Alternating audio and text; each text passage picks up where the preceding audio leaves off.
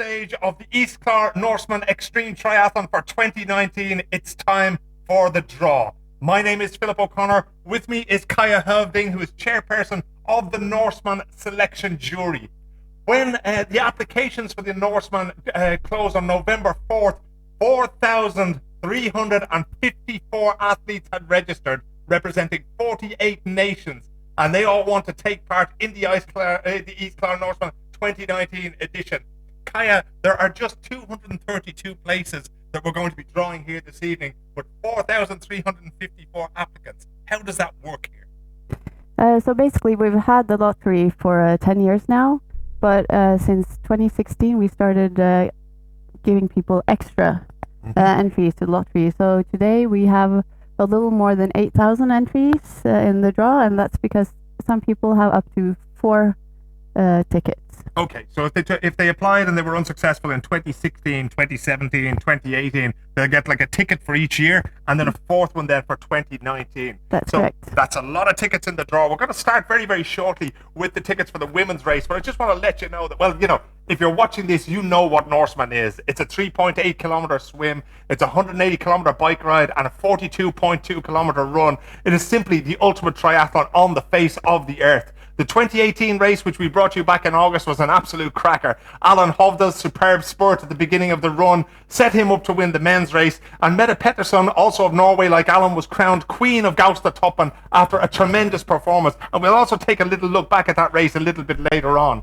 In a few minutes, we'll start filling the field with the 232 athletes that will start next year's race, and we'll turn the area between Eidfjord and Gaustatoppen from a beautiful place into an amazing race.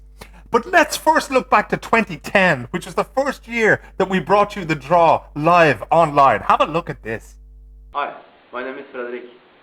Today we are going to do the official Norseman lottery of the slots in 2010. Show it on.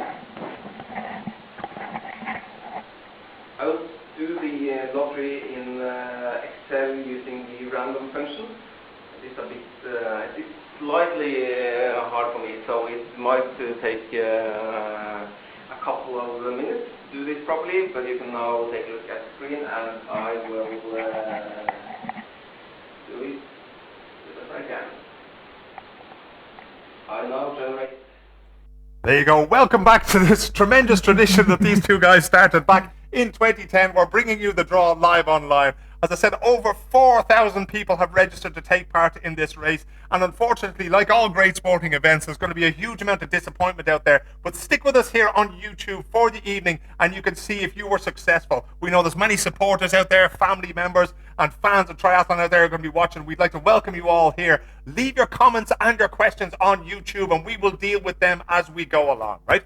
As Kaya was saying a little bit earlier on, little over 8,000 tickets. So certain people have 2 or 3 or 4 tickets. Now what we're going to do is just show you very, very quickly the iPad that we have on the desk here in front of us with the number randomizer, and I'll explain to you how this draw is going to work. On the iPad that I have here in front of me, we have a set of numbers there between 1 and 533, and that's for the women's race. I'm going to press a button on that, a random number is going to come up. That number is linked to one of those 8,000 or just over 8,000 tickets, okay? So the first thing we will do is we'll draw the 35 women who are going to take part in the race. Kaya, can you tell me a little bit about the quota that's available for women in this race? So we always want female participation to be 15%. So this year, 8% of the applicants were women, but we have chosen to have 15%. Okay. So in order to make that quota then, the women will be given a few extra tickets and that kind of thing just to increase that 15%. Is it unusual, is that about the level of applications in triathlon generally? Are there just less women than men taking part? Well, I think that depends on the distance, really. But for the extreme triathlons, I think there are less women wanting to race than men, unfortunately. And now you're watching this on the YouTube channel here, right? So you can go back over years and years of videos from the East Clare Norseman Triathlon. Go back there, and I'm telling you, you're going to see some tremendous performances. Catherine Nevin from 2 years ago, Meta from this year, So if you're a female triathlete out there and you're getting inspired by those things, feel free to apply, because there's a very, very good chance that you will be successful. It is 5:05 Central European time. Let us get this show on the road. I'm going to press the randomizer button for the first time this evening, and the first number that is coming out is 141. That number's been fed into the back room now, and what will happen is that will be put up against the list of tickets. We'll find out what athlete it is. We will find out if they are eligible to be included in the 35 women that are going to start this race on the ferry in Eidfjord. No data found just yet. We're waiting to see what name comes up, what nationality comes up. We had a little dry run earlier on there. We can see that the first name is up there, and it's Hege Mors Fosse. Feel free to correct my Norwegian as we go along. And indeed, a Norwegian athlete first out of the hat there. We'll press randomize again, and we come up with number 358. So what may have happened here now is if Hege has applied in previous years, she might have 2 or 3 or 4 tickets. So if her name comes up again, then we'll take the next person down on the list. And of course, Kaya, as the chairperson here, she's the one responsible for making sure that all of these lists and rules and everything else like that, that they are sort of adhered to as we go along. So she'll be pointing out if at any point there are any mistakes made as we go along. There is a second Norwegian out, and it is Sissel Mørtvedt, is the second Norwegian female athlete of the 35 who is coming out. We'll press the randomizer again, and we come up with number 41. Of course, you know plenty of the athletes who've taken part in these races, and if you see any names, you just let us know. If you've any interesting stories from these athletes that have come out now, we'll be telling some of your own interesting stories a little bit later on as well, because we've been sharing a few old war stories here before the broadcast began. And let me see now, we have another one out. It is another Norwegian athlete. It is Solgunn Berstad. Solgunn Berstad. Solgunn, we are looking forward to seeing you in Eidfjord on the boat early in the morning next year. 526 is the next number out. 526, and we'll feed that into the back room. Tell me, when was the first time you took part in Norseman kayak? Well, my first year as a crew was 2007. Okay. And then I participated myself in 2008. Mm-hmm. And how many times in total have you started the race? Well, I've started twice. You've started twice? Yeah, one as in the regular race, and in 2011 I did the crew race. Okay, yeah. Yep. Was it more enjoyable to do it as crew, or was it more enjoyable to be a part of the regular race?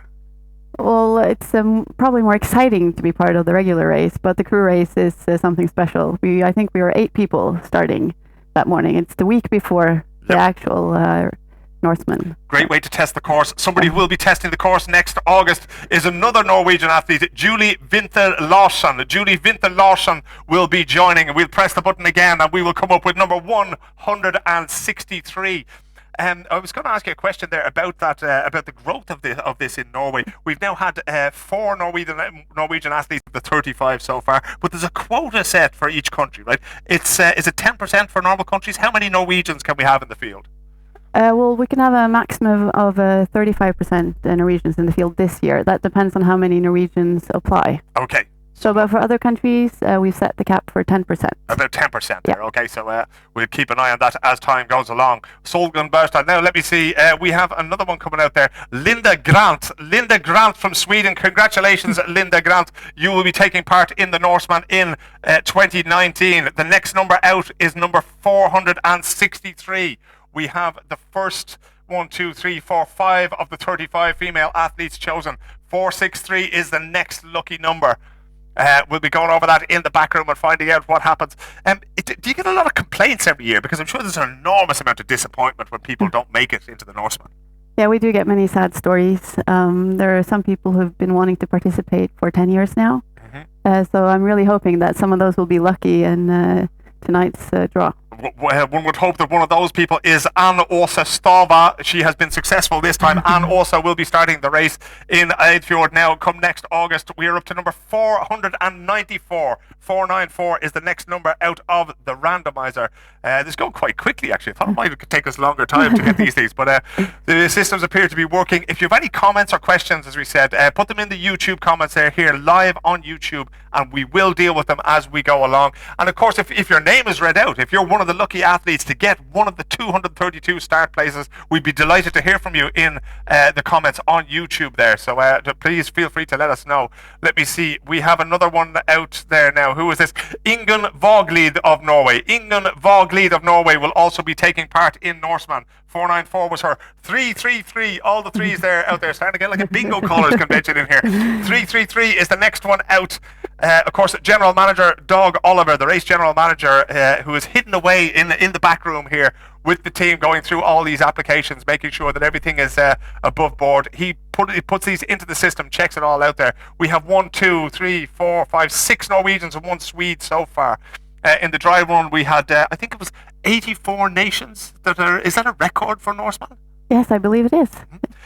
We should also tell you that everybody who has taken part or who is registered here has paid an administration fee. I can tell you that Nina Maisniemi from Finland, our first Finnish competitor, Nina Maisniemi, welcome along, Nina. You are on board the Eidfjord Ferry for the Norseman 2019. The next number out is 117. 117 is the next number out as Nina joins the crew. Over $32,000 has been collected in administration fees from those who have registered for the race. 75% of that money goes to Doctors Without Borders. Okay, so 25% is kept for administrative costs and to bring you the likes of this broadcast here this evening. But most of that money then goes to Doctors Without Borders. So it's not a lottery ticket or anything like that. This is part of the draw for Norseman. And of course, everybody needs a little bit of luck to get involved here. 8 of the 232 athletes are there. And we have another Finn. 117 was another Finn. It was Kaisa Exe from Finland. You will be joining us in Eidfjord. The next number out, 393. Number 393. So we have a couple of Finns in there, a few Norwegians. We're looking for our first non-Nordic competitor. We have, and indeed I'm being told in my earpiece that we have our first non-Nordic competitor. We're just confirming that now with race general manager Doug Oliver. And I believe we are heading towards the Americas for our next competitor.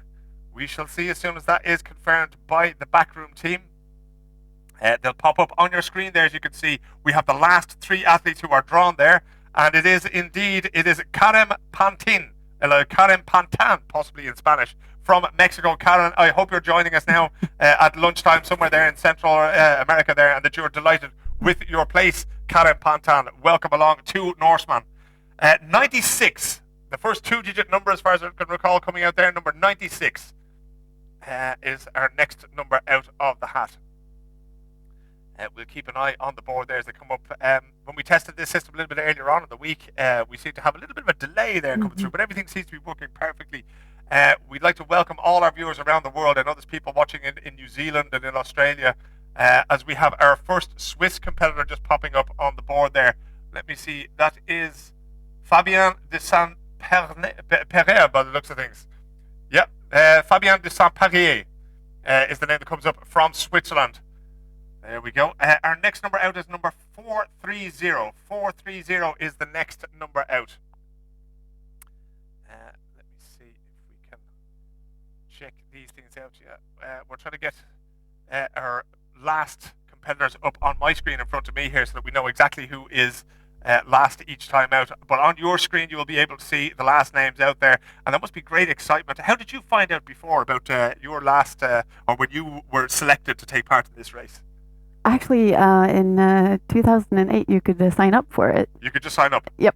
My God. And you didn't even have to do it the day we opened. Okay, you could just show up and take part? Yeah, for a few years you could. That's pretty good. Renate Sether is one who will be showing up to take part, because Renate being told far in advance of next year's race that she will be taking part at Norseman 2019. The next number out is number 42. Number 42, we'll be checking that against the ticket. So far, plenty of Norwegian competitors, 2 Finns, 1 Swede, and 1 Mexican, and 1 also from Switzerland. Let me see, 12 of the 35 women's racers have now been selected. We're keeping an eye on our screen here just to see who is next out. And it just popped up there. Janne Bjørnson of Norway. Janne Bjørnson of Norway is the next name out. We'll be soon getting close to our 50% or 35% for Norwegian athletes there as we press the randomizer again, and it comes up with number 63. Number 63. The Norseman's had a big effect on your life, Kaya, if I'm not mistaken. Tell me a little bit about how you met the man who went on to become your partner. Well, we were both crewing in 2011, so at the day of the competition, we were working the finish line at the Gaustatoppen. So, and that's how we met. There you go, meeting at the top of one of the most beautiful mountains in Norway. That's some way to meet her. But what was the conversation that started? Was it a genuine love of triathlon, or was it how do you get off this mountain that started it all? More the last. More the last one. Gaustatoppel, of course, is where the Norseman Extreme Triathlon ends for the lucky few that wind up winning the black T-shirt. We can see now that is it Sophie Bier, Sophie Buer, pardon me, Sophie Buer. One of the screens here is a bit of a distance away from me, so it's a little bit hard to see. But Sophie Buer will also be joining us in Eidfjord. Yeah, and she will be joining us for the second time. For the second time, so yes. we have another athlete. And she will also probably be supported by her parents, who have both done Norseman. Oh, well, so now it's turned into a generational thing. Yeah, it's a triathlon family. There you go, a whole triathlon family out there as we draw out number 497. Do you know if Sophie is from that area? Is she from Eidfjord or is she from? No, she's from outside Oslo. Okay, from outside Oslo. Of course, our winner, I think Mette Pedersen, our winner last year, was certainly part of a triathlon club in Oslo, if I remember rightly. So, is triathlon a big thing in Oslo? Yeah, it has become a big thing in the past 10 years. Yep. We have another name out, 497. That was linked to Ingen Vågli. The Ingen Vågli of Norway is also taking part in the Norseman next year. Number 323 is the next one that comes out there. And as you can see, actually, on our overhead camera there, that's keeping an eye on the iPad and keeping everything transparent. We can see that the numbers are registered there, so it's not likely that you're going to get the same number twice, just in case somebody was thinking. If that were to happen, of course, we do have race director Dog Oliver, race general manager Dog Oliver there in the background, keeping an eye on this. Let me see. Do we have the next name out was Magnusson. Nina Nygård Magnusson of Norway has been drawn out at number 323 there. We will press the randomizer again. Number 45 is the next one out. Coming up on halfway through the 35 female competitors that are going to be taking part. Nina Nygård Magnusson, the latest lucky name out of the hat there. Keeping an eye out now to see who's going to come up, who is linked to number 45. Must be great excitement around the world as everybody sits there watching YouTube as this all happens. And I've just about lost my my screen there. There we go. Is it Alice Blanco? Alice Blanco, another Mexican competitor coming out there. Alicia Blanco of Mexico is the latest one out of the hat. Ticket number 45 was Alicia's ticket, and she will be joining us in Eidfjord for the race. 322. 322 is the next number out. Now, what happens in this process is we're going to draw 232 numbers out, but not everybody's going to make that. So how many reserves do we have to draw later on today? Well, I'm not sure about the exact number of on the waiting list, but what we do is that we draw a waiting list, and if people choose not to accept their slot, we make another draw from the waiting list. Yep. So we draw 40 people on the waiting list. So there will be a waiting list of 40 people there, as I see the French flag popping up there. And just waiting for it to come up on my screen as well, because I can see it's Joël Magne of France. Joël Magne of France will be joining us in Eidfjord. We draw at number 220. Of course, France is one of the very popular countries for triathlon. And we often see, as soon as this is over, there's usually a group that started called the Norseman 2019 Athlete Zone, as it would be called. Just a reminder that we keep all communication in English in the Athlete Zone on the YouTube channel, and indeed here on the YouTube broadcast, just to make it easier. And if anybody has any questions, just to get them in there in English. As we see, there is another, our first British athlete is out there.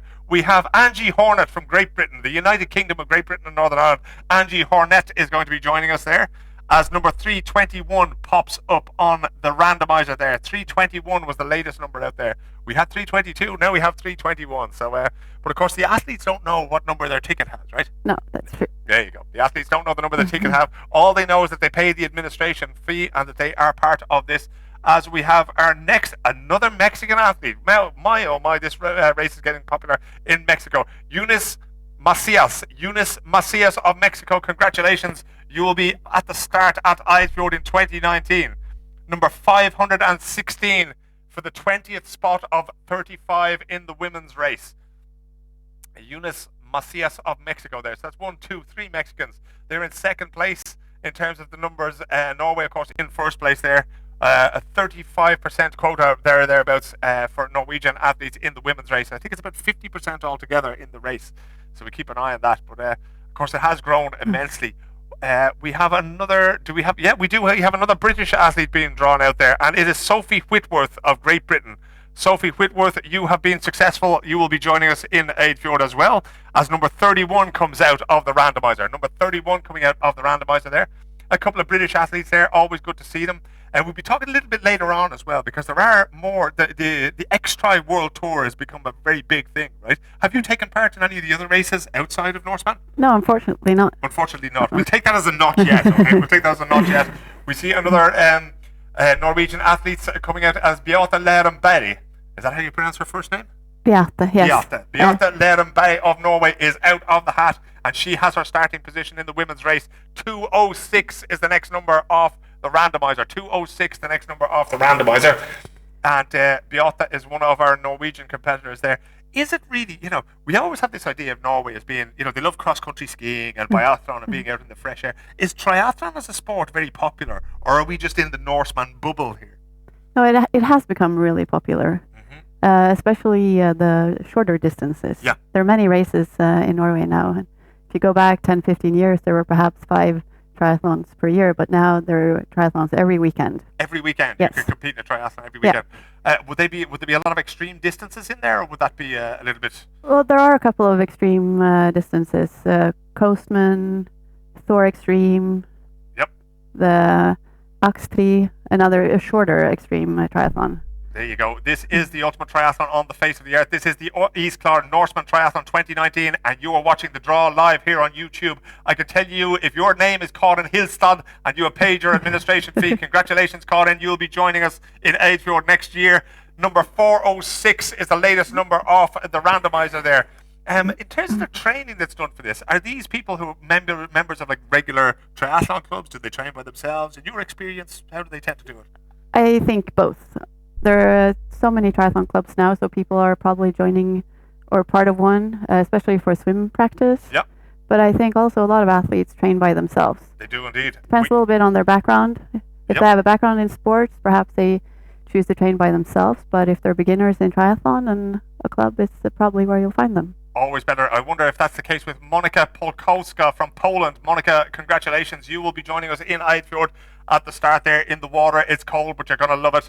As Doug Oliver usually says, the race director, everybody looks great in black neoprene, and that's what you'll be wearing when you jump off that ferry early in the morning. Number 217 is the next one out there. We have selected 23 of the 35. They have been pulled out in the draw. 23 of the 35 there. You can see them all on your screen. Sit tight, because we're going to be bringing you all 232 athletes who will be joining us on the start line.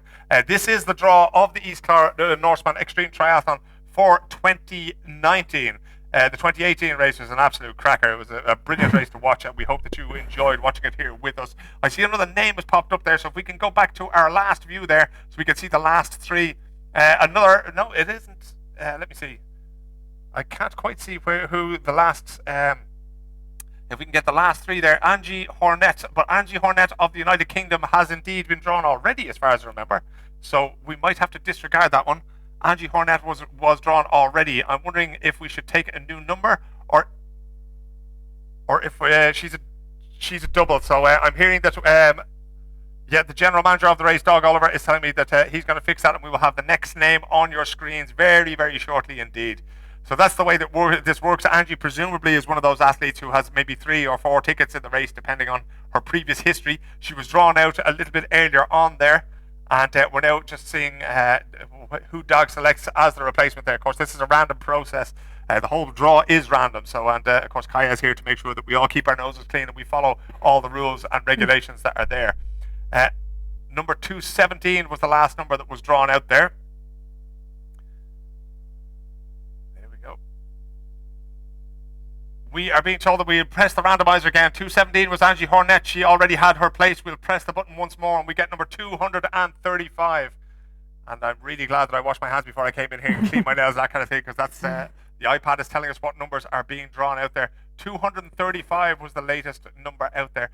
How long is the window for applications for the Norseman? When does it open? When does it close? So there's a 5-day window, Yep. and you apply, and we closed the enrollment last week. Mm-hmm. So it takes a while to just sort out the lists. We have a elite selection. Yep. And that would be made up of sort of past winners and based pro on the athletes. merits and Yep. One person who won't have to go up for elite selection is Wenche Johansson. Wenche Johansson of Norway. She is in there. She is in the start field for 2019. We press the randomizer button again, and it tells me that number 189 is the next one out there. Starting to get excited now because now there are only 10 spots left. We have drawn 25 of them. Now, we said at the top of the show that we have 8% applicants from women. We have a quota of 15%. So your chances are already pretty good. It's kind of like 2 to 1 compared to the men of getting pulled out there. That said, not everybody is going to get drawn out. But I can tell you that there is Natasha Hagen of Norway. Natasha Hagen, congratulations. You'll be joining us in Eidfjord. I can imagine people are on hotels.com already trying to sort out their accommodation. 458 is the next random number out of the randomizer. That is one of the great things about the Athletes Open. It does open up shortly after the draw is completed. That all the information that's there, of course, is it a prerequisite to sort of read the race manual before the registering, paying the administration fee? So everybody should really know what they're getting in for there, right? Definitely, but we do recommend that they join Athletes Zone once they get the invitation. Indeed. Because there are interesting discussions going on there about equipment, about where to stay, travel. There you go. And the latest member of the Athletes Zone, as soon as it starts up, will hopefully be Antonella Spinelli, our first Italian triathlete. Antonella Spinelli of Italy has been successful in her application. We will press the button once more. We will randomize and come up with number 193. Antonella Spinelli, they're the first Italian athlete out there. We have 3 Mexicans, we have a couple of Finns, we have a Swede in there, we have a few British athletes, we have mostly Norwegian athletes so far. I'm not sure now, because I haven't really been in touch with the athletes in general since the end of the race in August, but do you think that the winners, Alan Hovda and Mette Pettersson, are you expecting them to come back in 2019, or how does it look at the moment? Well, we hope so. I know that Alan is planning to come back. Yep. But we always welcome previous winners. Indeed.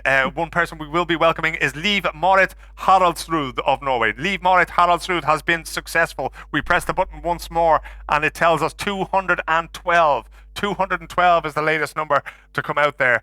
Let me see, about 7 spots left in the women's race. So it's starting to get tight now. If you're a female triathlete and you've registered for this race, or you've paid the administration fee and put your name forward, one of the over 4,000 who's done so, we're starting to run out of spaces for you. But there are plenty of other extreme triathlons that happen throughout the year, and we will have a gentleman to tell us all about them a little bit later on. The latest success there was Liv Marit Haraldsrud of Norway.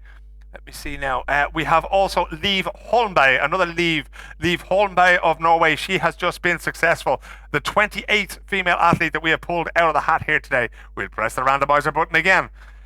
351 is the number there. We have 28 athletes already selected. 29th is just about to come up there. Just wondering in terms of the, we say we have a 15% ratio of female to male athletes in that. In your experience, you've been doing triathlons in Norway yourself. Is there a lot of female Norwegian triathletes out there? You know, would they make up 15% of the athletes, or is it still mostly men? I think that depends on which distance you think of. If it's the Olympic distance or sprint distances, I think it's closer to like 40-60 perhaps. Okay. Yep. And I know some races really encourage women to apply. Yeah, this is one of them, and one of the women who applied was Lynn Bunes Møllerhagen. Lynn, congratulations. You will also be joining us in Eidfjord there, so start making your preparations now. I'll press the randomizer button again. 299. 299 is the latest number out there. Lynn Bunes Møllerhagen will be joining us. Not too many places to go there. She was 29 of 35 athletes, number 29 of 35 athletes. We'll have to get a clarification from the control room, just to make sure, because I'm not sure now if one name came out there twice, Angie Hornet. I'm not sure if that's been sort of taken away, so we'll just check that and make sure that we do get the requisite 35 athletes. Is it, let me see now, Silja, there was, and I can see the name on the screen over there, it hasn't popped up on my screen just yet. Silja Leia Hogberg has popped up there. So she is up there. Silja Leira Hogberg of Norway is the latest successful athlete. 299 was her ticket number in the draw. We're going to press the iPad randomizer once more. We'll give that a press, and we will come up with number 2. Number 2 is the latest number up on the randomizer there. So number 2. We have 5 spots left in the women's race. I'm guessing that most of the athletes that would have paid the administration fee are going to be amateurs. Are there a lot of professional female triathletes who pay the fee every year and who want to be part of this race? We do get a few every year, but the race is special in terms of prize money. We don't have any. Yeah. What you win is the black T-shirt. Indeed, the black T-shirt. And let's do that. Before we tell the next successful applicant, we'll show you the black T-shirt, right? This is what it's all about. That is the back of the T-shirt. This is the front of it. This is the 2018 version, and you can see there right at the bottom, Kaya, you might point it out for me, the word finisher, right? Yes. Now, you will be all over Instagram with this, okay? You will never have another Instagram picture taken with any other garment than this. The black T-shirt, of course, is given to those who finish at Gaustatoppen, and the white T-shirt, which I also have here, is given to those who finish at Gaustablik, okay? It's 140 athletes finish at Gaustatoppen? 160. 160 athletes finish at Gaustatoppen. One of those may be, is it Ingrid Aassonen? Yeah, Aassonen. There we go. Yes. So Ingrid Aassonen of Norway, she will be joining us there, and she will have the chance to win the black and the white T-shirt at the East Clare Norseman 2019. 288. 288 is our next number out there. So it's important to point out, although you get different finish, but the distance is still the same. Exactly, So you do run a marathon at the end. Yep. So basically, the first 160, they finish up the top on the mountain. Yes. Now, the reason for that, of course, is that the safety rules are such that we can only get 160 odd people off the mountain if there was some sort of an emergency. And of course, things can change very, very quickly. The latest athlete that we are going to welcome to the 2019 East Clare Norseman is Emma Lambert from the United Kingdom. Congratulations, Emma. Get your training shoes out now. Get up on your bike, go for a swim, whatever it is you're doing, because you're joining us in Eidfjord next year for the start of this race. The randomizer says that the next athlete is number 49. We're down to the last 3 spots in the women's race. My heart is breaking for the female triathletes watching. We would love to have you all there, but unfortunately we can't. Eidfjord just isn't big enough. Gaustablik just isn't big enough to do this. But keep applying, because your chances increase exponentially every year. The latest number out was number 49 there. 3.8 kilometers of swimming, 180 kilometers on the bike, and you're still going to finish up with the 42.2 kilometers of a run. Danne Botterenbrood of the Netherlands. Danne Botterenbrood of the Netherlands, our only Dutch competitor so far, but Danne will be joining us in Eidfjord as we press the randomizer for the second last time for the women's race. And the number that comes up, we've only 35 places, and the number that comes up is number 36. So we'll be checking out who gets the second last place now. Number 36 is what has come up. As we said, 8% of the applicants this year were women. Over 4,000 people have applied. And just a 5-day window as well. So, it's a really intensive sort of a process. How do you guys handle that in the office? Is it all automated? Do you just sort of sit there with your arms folded and let it happen? Or do you have to go advertising it? Or what happens? Well, most of us actually have a different day job than Norsemen. So we have our general manager who works 50% for the organization, and the rest of us are all volunteers.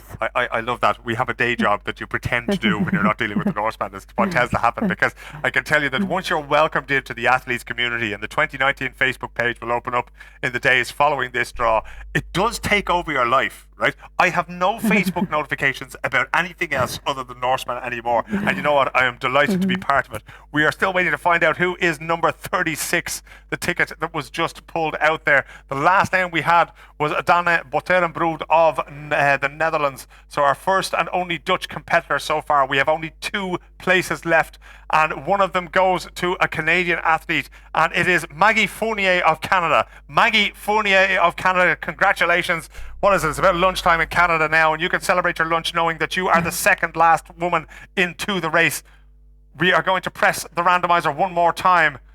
449. 449, and it feels a little bit like Charlie in the Chocolate Factory when the golden tickets are running out. This is the last one. Now, there is the waiting list, okay? We're going to draw out a bunch of names later on, and you will be notified if you make the waiting list. But this appears to be the last of the 35 women who are going to make it to the start in Eidfjord. They'll board the ferry at about 4 o'clock in the morning. The ferry will take them out into the fjord. They'll be told to hop into the water 10 to 15 minutes beforehand after being hosed down with water from the fjord. And then their East Clare Norseman triathlon experience will really begin when the gun goes off and the race starts, we're waiting to find out who has the last place, and it goes to a Swede by the colour of the flag there. It goes to Malin Sjöholm of Sweden. Congratulations, Malin. Grattis, as they say in Sweden. You are the last of the 35 female athletes to make it into the 2019 Norseman Isklor Triathlon field. That's a tough one. So unfortunately, if you haven't made that, if you're a female triathlete and you haven't made it into those 35 athletes, hang on, right? Because we will be revealing later on the people who are making the waiting list, okay? So that has been the draw for the 35 women's spaces. We are going to draw the 197 men plus the waiting list a little bit later on. But let's give you a taste of what's ahead of those 35 women now. We're going to take a look back over the next 10 minutes or so at what happened in 2018 at the Isklor Norseman, the ultimate triathlon on the face of the earth. Good morning and welcome to Norseman 2018, simply the most extreme triathlon on the face of the earth. My name is Philip O'Connor, this is race general manager Doug Oliver, and together with Spock's family and our crews out in the field, we'll be bringing you all the action throughout the day from this fantastic race.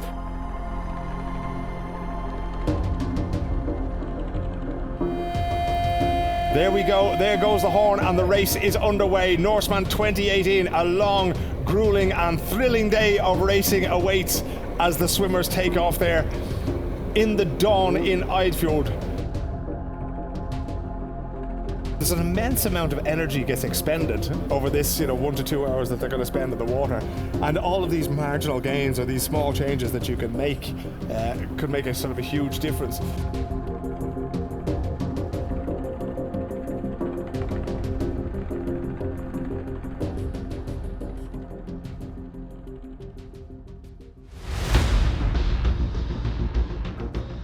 That is Mette Pedersen Moe from Norway there.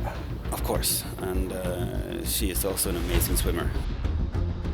I'm currently standing in T1 where we're waiting for those first swimmers to appear, and here they are just approaching the little beach here behind me. Lead swimmers out of the water.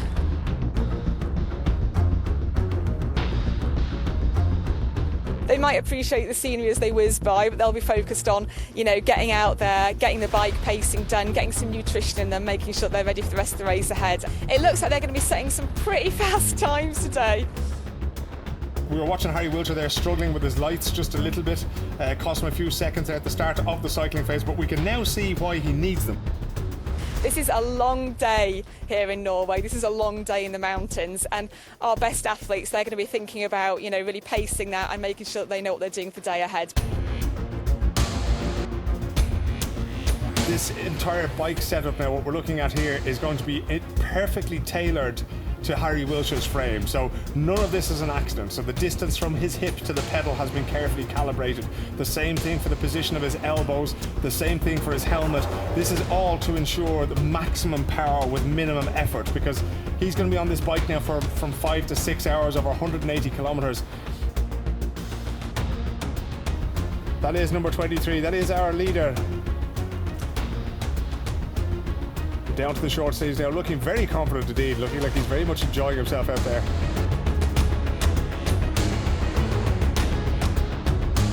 The black t-shirt is the holy grail of the triathlon world, right? That means that you are among the 160 racers who finished the Norseman at the top, at Gauss the top. This is the final section of the old road, so we'll soon get to Vøringsfossen and back onto the main road, and 2 more kilometers and he will be able to have his first support if he needs it. The rule of thumb is basically you lose 1 degree Celsius for every 100 meters of elevation. Now he's about 200 meters from exiting the old road. From the old road to the new road there for Harry. I can't see Eirik anywhere in front there. We could see the 2 riders within a few hundred meters of each other a little while ago, but again, it is early days yet. It is, there's still a lot of racing to go. She is on a bit of a gradient there. You could tell her legs are moving just slightly slower there as she makes the switch. There goes one of her bottles, grabbing a bottle as they go along, getting himself streamlined as possible there, tucking the elbows in on the handlebars and building up a fair bit of pace there. That looks like a bit of a downhill stretch there.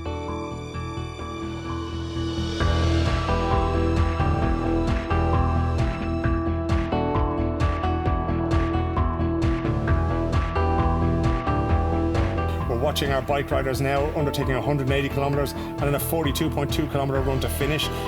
This is Dyranut. This is where you actually enter the plateau. It's the highest point on the bike course. This is the highest point on the bike course, and we see Team Ravnan out there. I can tell you that Lars Christian Wold has also passed the Dyranut in 4th place, 2 minutes and 34 seconds behind Eirik Ravnan. So it is starting to tighten up there at the front of the field. Lars Christian about 33 seconds behind Alan Hovda in 3rd. Harry Wiltshire there in 2nd place. Eirik Ravnan is no longer the leader of the Norseman 2018. The 2017 champion Lars Christian Wold is into the lead, and he is 34 seconds ahead of Alan Hovda. Alan Hovda is now in 2nd place. In 3rd place is the British racer Harry Wiltshire, who is 45 seconds behind. So major changes at the front of the race.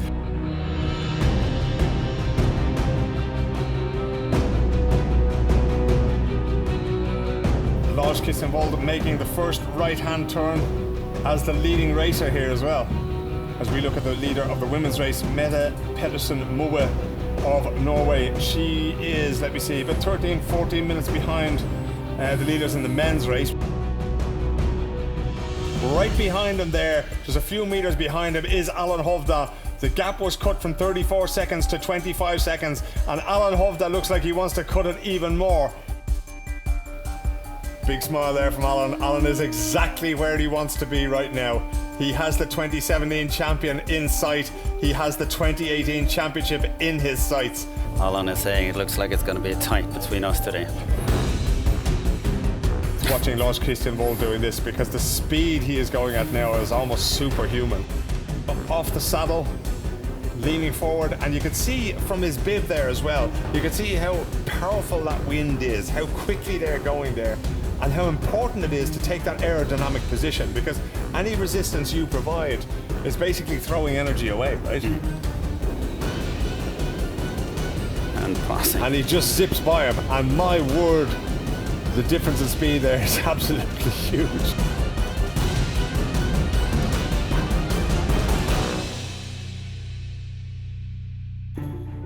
And here he comes. This is Lars Christian Wold just coming into T2. And Alan Hovda with him, the two athletes coming in almost side by side. I mean, these are thrilling pictures we're seeing at this race here today. I mean, a real tight race, and they are literally seconds in and out of transition. The exciting thing now is to see, can he hold on to that course record of 9 hours, 52 minutes and 10 seconds, or will Alan Hovda challenge him and take his potentially 3rd title here at Norseman? There we go, Lena Marie Langset of Norway. You love to see that lovely balanced stride, no rolling the shoulders of the head or that kind of thing, conserving energy as she goes. That is Flora College, the British athlete. She is in 3rd place at the moment, so she's in the battle ahead of Julie Flakne Andersen. And Alan Hovda has now pulled away in the men's race and opened up a lead of 13 minutes and 35 seconds over Lars Christian Wold since they made the transition from the bike to the run. The finish line is in sight one way or another now for Alan Hovda. An absolutely amazing performance over the first 10k as we look up at Gaustablikk. No, he's got a couple of 100 meters left until he turns on to Zombie Hill. Now he's on his own, he doesn't have anybody on his shoulder or that kind of thing, so it's him against himself, it's him against the course, and he knows that at the top at Gaustablikk, as if he can just keep this up by himself, he has this race won.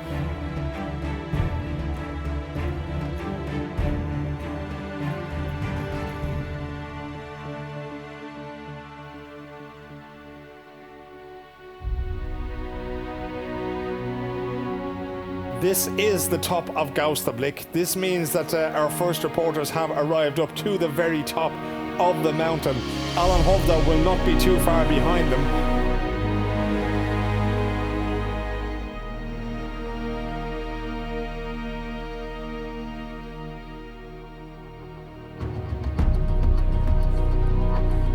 We are now at the black finish of Norseman 2018. And as you can see, the heavens have absolutely opened, and we've got some true Norseman weather here on the top of this mountain. Walking slowly, ever so slowly, the slowest he's gone all day, but it's enough, and Alan Hovda wins the Norseman for 2018. Kjell Magnus Antonsson has come up in second place there. Very, very close. Under 10 minutes. 9 minutes and 46 seconds behind. There is Lars Christian Wold, last year's winner, the 2017 winner, coming across the line just a couple of minutes after the second place Kjell Magnus Antonsson.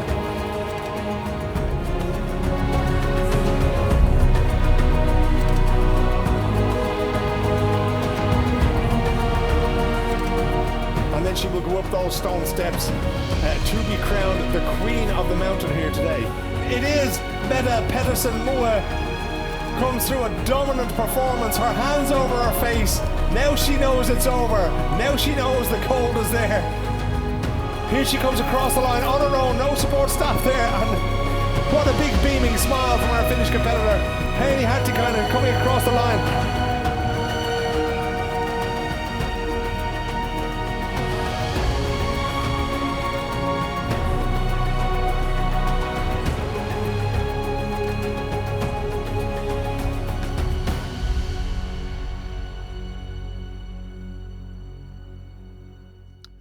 There you go. That is what it's all about. That is what we are drawing the lots here for today. They're at the top of Gauslatop, and they're incredible scenes for the 2018 race. We have drawn the 35 women who are going to be taking part in the 2019 race, and we're just about to get started with the 197 men who are going to take part in that race as well. Okay, we've reset the randomizer. If we go to our camera over the table here, we have an iPad here that we have a look at. You can see the 533 women's tickets, they're gone. Now we have from 534 all the way up to 8,058, okay? The reason that we have so many more tickets than we have applicants is because the people who are unsuccessful in their applications in 2016, 2017, 2018, they've been given extra tickets for this year to increase their chances of success, okay? That's why there's so many tickets in the race. I'm going to press the randomizer for the first time for the men's race. There we go. The first number out is 3655, 3,655. That will be fed into the system, and we'll see the names that pop up very, very shortly indeed. Should hopefully pop up on your screen there as well now when we reset everything. Malin Sjöholm was the last lucky woman out of the hat there. She got the very last place of the 35 places in the women's race. The next name that's going to pop up there is going to be a male athlete that's going to pop up, and we'll know who the first one out is there. I'm just wondering in terms of the actual applications that were made to be in this draw. Do you have any breakdown of how many Norwegians, how many Swedes, how many French? I know there's a lot of French athletes involved. But I'd imagine there's still an awful lot of Norwegian athletes who want to take part in this. It's on their bucket list, right? Yeah, so this year it was about 35%. 35%. Yes. Our first name out of the hat, Giorgio Izaguirre from Mexico. Our first name out is not a Norwegian, it's a Mexican. And Giorgio will be joining us there. We'll press the button again. 7398 is the next number out there. Giorgio, that's a lot of, I think we had 3 Mexican women in there, yes. So it seems to be a coming thing. And I remember actually when we were just looking at the 2018 race there, and looking back over those wonderful memories, I remember mentioning some Mexican names during that race too. Is there a reason for that? Is Mexico becoming a triathlon powerhouse now, or what's happening there? I don't know. It depends a little bit. We see that in countries where we get a lot of media attention, the year after we also get more applicants. There you go. Naturally, so. One of those might be Hungary, because Peter Toth of Hungary is the next name out there. As I press the randomizer again, 5489 is the number. Over 8,000 tickets in there. Peter had the last number that we brought out, which was 7398. Now we're on to 5489. So first out a Mexican, second out a Hungarian, which is very, very unusual, because by now you'd expect them to have been at least one Norwegian. But it is, of course, the East Clark Norseman Triathlon. It has become something of a bucket list thing, right? But unlike other sort of bucket list things, you don't just sort of choose to do it. You have to apply first. And many people apply years after year after year after year, you know, so it's very difficult. We do have our first Norwegian out there, Geir Nordland of Norway will be joining us in Eidsfjord. We press the button again, 1696. 1696 is the next number out. We were talking, of course, to Doug Oliver a little bit earlier on today, and he was telling us that you're getting emails and you're getting messages from people who really, really want to do this. You know, they're begging to be part of it. But of course, we can't just sort of accept that kind of thing, right? No, and that's why we started doing a draw. Yep. There are so many good reasons for people to wanting to participate. Yep. Happy stories, sad stories, but it would be too difficult for us to choose based on that. So the draw has been the solution we've chosen for the past 10 years. Indeed, and the last name drawn there was Damian Chevalier. Damian Chevalier of France is going to be joining us in 2019. We press the randomizer again. 3543. 3543 is the next one out. A lot of French athletes, of course, competing in the Norseman over the years. I'm wondering if we've ever had a French winner. I don't think we have had, not yet, but they seem to be on their way, kind of thing. You know, they've been doing well over the last few years, so it'll be interesting to see. When you see a lot of athletes, when they arrive to do this race, it's the first time they've been to Eidfjord. It's the first time they've driven the road to Gaustablik and Gaustatoppen, you know. Does it help to have that local knowledge? Oh, definitely. We recommend that people drive as much of the course as they can before they start. And you should also remember that Eidfjord is a very small town. So you should get all the gear you need before you arrive. Indeed, we've had that problem with one or two electrical things, I can tell you. Simon Hughes is the name that's linked to the last 3543. 979 is the next number out. 979 is the next number out. And that is Jeff Baudet of the United States of America. Jeff will be eating his lunch now, or maybe even having his breakfast if he's on the West Coast, and he's delighted with that. 6453 is the next number out. Jeff Baudet there from the United States. Simon Hughes of the United Kingdom. Eidfjord it's actually surprisingly small when you get there, isn't it? Who came up with the idea of having the race to start there? Well, that's Hårek Strandheim. Yep. He invented the race. And the thing is that the distance from Eidfjord to Gaustatoppen is a perfect iron distance. Yep. Without any extra rounds or anything. Yep. So you don't have to do any extra laps no or extras. extended. Yeah. There we go. Another Norwegian, Håkan Zachariasson. Håkan Zachariasson is the next name out. Another Norwegian there as we press the randomizer, and the number 712 comes up. 712. So he started that race. I mean, it must have been pretty small to begin with, right? Yeah, I think there were 18 or 21 participants that first year. Yep. Of course, it's a lot easier to organise an extreme triathlon over such a long distance for just 18 people. So it's become a very, very big undertaking now. Well, if I'm not mistaken, he took part himself that first year too. So it was quite a new experience for all of them. Yeah, it's. I'm not sure if it's going to be a new experience for Morten Andersen, but Morten Andersen of Norway will also be joining us in Eidfjord, in that beautiful little village. 4032 is the next number out. 4032, the next number out on the randomizer there. So Morten will be joining us. I could be mistaken, but I think it's not the first time he'll be joining us. There you go. So Morten knows the road to Eidfjord. Lucky guy. Yeah. For those of you who don't know it, get there, a few days early, whatever. It is a beautiful place as well. It's just tremendous. I remember the first time I drove the road there. We drove to Eidfjord. As we see the next name coming out there, it is a name for the Russian Federation, Anton Kochenko. Anton Kochenko is welcome to Eidfjord as well on the 3rd of August next year when we have the race. We press the randomizer. 3843 is the next number out there. It is, of course, a good idea to get there. I suppose it's a shock. What did it feel like the first time you jumped into the water to start the swim there in Eidfjord? Well, the water temperature really depends on the winter, like how much snow there's been. Yep. How warm it's been during the first months of the summer, the ice melts from the glacier. Big cruise boats have a tendency to make the water colder if they come into the harbor just days before. Yep. So it's difficult to say. It could be 15 degrees, it could be 19 degrees. And there's a big difference in 4 degrees there, as Neil Jones is going to find out. Neil from the United Kingdom is going to be joining us in Eidfjord. We'll press the randomizer again. 3957 is the next number out. I wonder, is it when the big cruise boats come up, of course, there's a lot of those boats that are below the waterline. Yes. So just assuming then that they sort of, they get all this cold water generating energy and moving around there again and lowering the temperature somewhat. So it's tough out there, all right. One of the things that you shouldn't miss, and especially Eivind Karfjell is the latest name out as we press the randomizer again, 1621. One of the things you shouldn't miss if you're taking part in this race or if you're in Eidfjord for the race, of course, is the Friday social swim. Now, you've been working for this race. Do you take part in the social swim as well, or are you too busy before the race? I'm usually too busy before the race. It's pretty unfortunate. But it's a good occasion to test the waters and see what it feels like to swim in that temperature. Yep. It is. It's one of those things that reveals itself every year to get in there. And the first people into the water, they always go, it's not that cold, even when it's really cold. One of the people who will be doing that, or who will have the opportunity to do it, is the Swede Daniel Karlsson. Daniel Karlsson will be heading across the border to Norway to take part in the race. As we go to the randomizer again, 3306 is the next one up there. We have, let me see, I'm just wondering, we've 12 of the first dozen men are out there. So Daniel Carlson is number 12 of that there. Have to do a quick bit of mathematics here, because the 35 women that we previously chose here in the first half hour of the show, they are already counted in there as well. We're up to 47 of the 232 places that are up for grabs there. And my countryman John Hayden, congratulations John, Fáilteoireacht Gunnoria in August the 3rd of next year. John will be taking part under the Irish flag there. We'll be delighted to see him, and I'll be calling his name the whole commentary through that race. 6315 is the next number out there.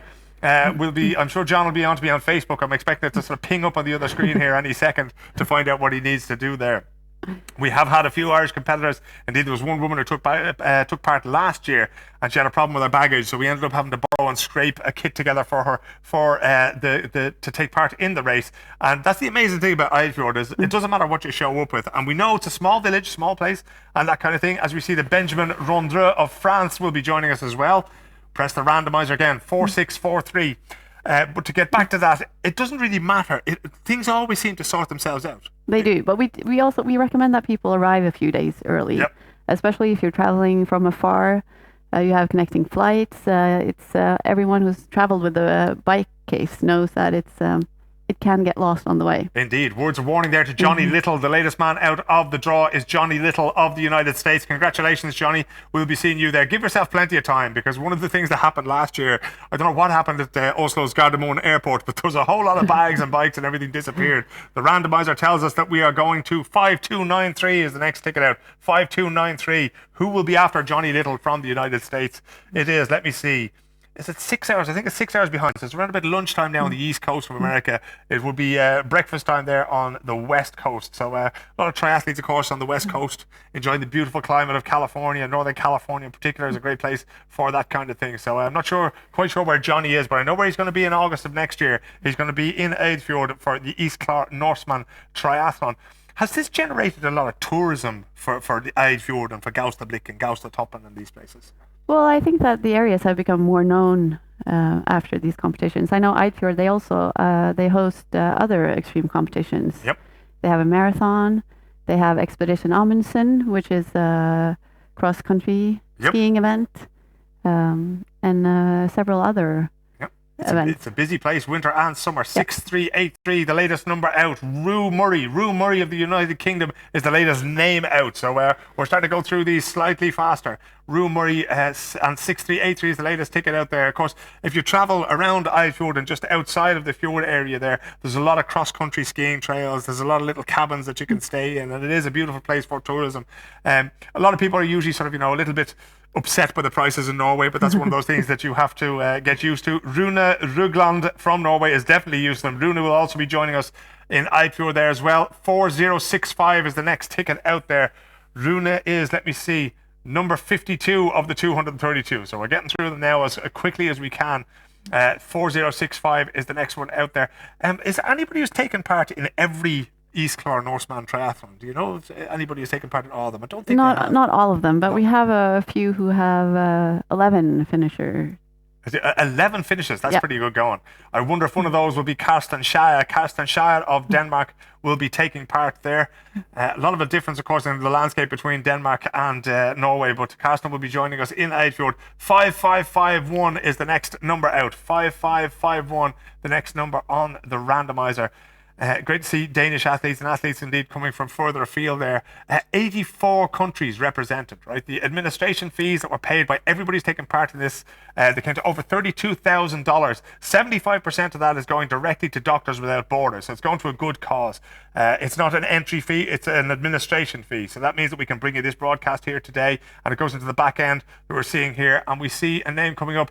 Niklas Ødegaard of Norway. I wonder if he's related to the footballer Martin Ødegaard of Real Madrid. But I'm sure we'll have a chance to ask Niklas when we get to Eidfjord, because he'll be joining us there. 5.62 is the latest out there. We had about 500 odd women, 535 I think it was the 536 maybe in terms of women. So this is one of the lower numbers for the men's tickets. 562 is the latest one out there. Just wondered how people in the north of Norway train for this, because the summer is not very long there. So would it be a lot of people, swimming in their local swimming pool and cycling at home and using Zwift and these kinds of things? Yeah, probably. But I think also if you're a triathlete living up north, you're pretty tough and used to harsher conditions. So that is very. I think they do train a lot outside. Indeed. And cross-country skiing, for example. Yes, of course. Yeah, that's very popular in all of Norway, not just in the north of the country. Sigmund Aas is the next the next name out there. Sigmund, another Norwegian there. 2084 is the next number out of the randomizer. Sigmund Aas will be joining us there. But winter sports are hugely popular, cross-country skiing. And of course, cross-country skiing takes an awful lot of endurance. But is it something that can be transferred? Can you use that sort of, lung capacity and transfer it to triathlon? Or is it a different kind of activity? Well, I think it depends a little bit on where you're from in Norway. Not all Norwegians love cross-country skiing. Well, now, anytime I've ever met a Norwegian outside the country, the first thing they want to talk to me about is cross-country skiing, as they do in Canada. And we will be joined by Jean Dion of Canada. Jean Dion of Canada will be joining us. 7251 is the next one. But is the love of cross-country skiing, is it split up across the country kind of thing? Is it mostly people in the north? Well, also in the central area of Norway, but not all areas have a lot of snow. That's true, yeah. So I think it depends a lot on what you're used to when you grew up. Of course, in the south there, down towards Kristiansand, these kinds of places, there'll be a little bit less snow. But as I say, I've been at the Winter Olympics once or twice, and I can tell you that there are a lot of cross-country skiing fans. It doesn't matter if you hold out in South Korea, you're going to get the Norwegian fans. They will be there. Jean Dion of Canada is the last name that we had up on the list there. 7251 is the latest ticket out of the randomizer. What's your favourite thing about the Norseman? The atmosphere. The atmosphere. There you go. There's and that builds all week, of course, because people start to arrive on Monday, Tuesday, Wednesday. Yeah, it builds all year, actually. From when we open Athlete Zone and the discussions going on, we see athletes, they meet up for training all over the world. Yep. I'll tell you, from all over the world indeed. Warat Tangtifunkul of Thailand. Warat Tangtifunkul of Thailand. This brings me great joy. Okay, we talked about the 84 nations a little bit earlier on, and to have Thailand there, or Warat there, is absolutely tremendous to see these flags coming up from nations maybe that you wouldn't expect. 7834 is the latest ticket to come up on the randomizer. The latest flag to pop up there is Thailand. We've had people from all over. I think we had an Indonesian triathlete finishing last year. That kind of thing, it's been absolutely amazing. We had Mohammed, I can't remember Mohammed's surname now, it's just lost it there, from Morocco, who was a Paralympian. Tremendous. I've never seen anybody swim as quick as that guy. The latest name out is Morten Westlund of Sweden. A little bit closer to home maybe than Thailand. You never know. Morten maybe takes his holidays there. He won't be doing too much training there, because he is headed for the Norseman, the ultimate triathlon on the face of the earth. And the next ticket out is 2099. I have to say, me coming from Ireland, I've lived in Scandinavia for a long time now, but when you see the little Irish flag pop out there, it really does, it lifts the heart a little bit. There's a lot more Norwegian flags, of course, for Kaya there to celebrate, but it's lovely to have an Irish interest in the race. We have a Czech flag as the latest one out there. Libor Dokalek of the Czech Republic. Congratulations, Libor. You can get onto the internet now and start looking at flights, because you are coming to Norway. 2376 is the next number out there. Libor from the Czech Republic will be joining us on the 3rd, Saturday the 3rd of August, right? And now put that in your diary, right? Because we'll be here. We'll be in this studio. I'll certainly be sitting on this chair that I'm sitting on now, and we bring you the whole race live. The whole race. From the moment they get in the water, we will be sitting here. We hope again to have Helen Webster, our tremendous reporter from 220 Triathlon magazine, out on the course. She was brilliant last year, and we get right into the heart of the race. We are right up there when they're on the bikes. We are right beside them in the water. As we look at David Evans from the United Kingdom, David Evans will be joining us there as well, just like Helen Webster, actually, who is from the UK. 4139 is the latest number out there, 4139. David Evans, the latest name to join us.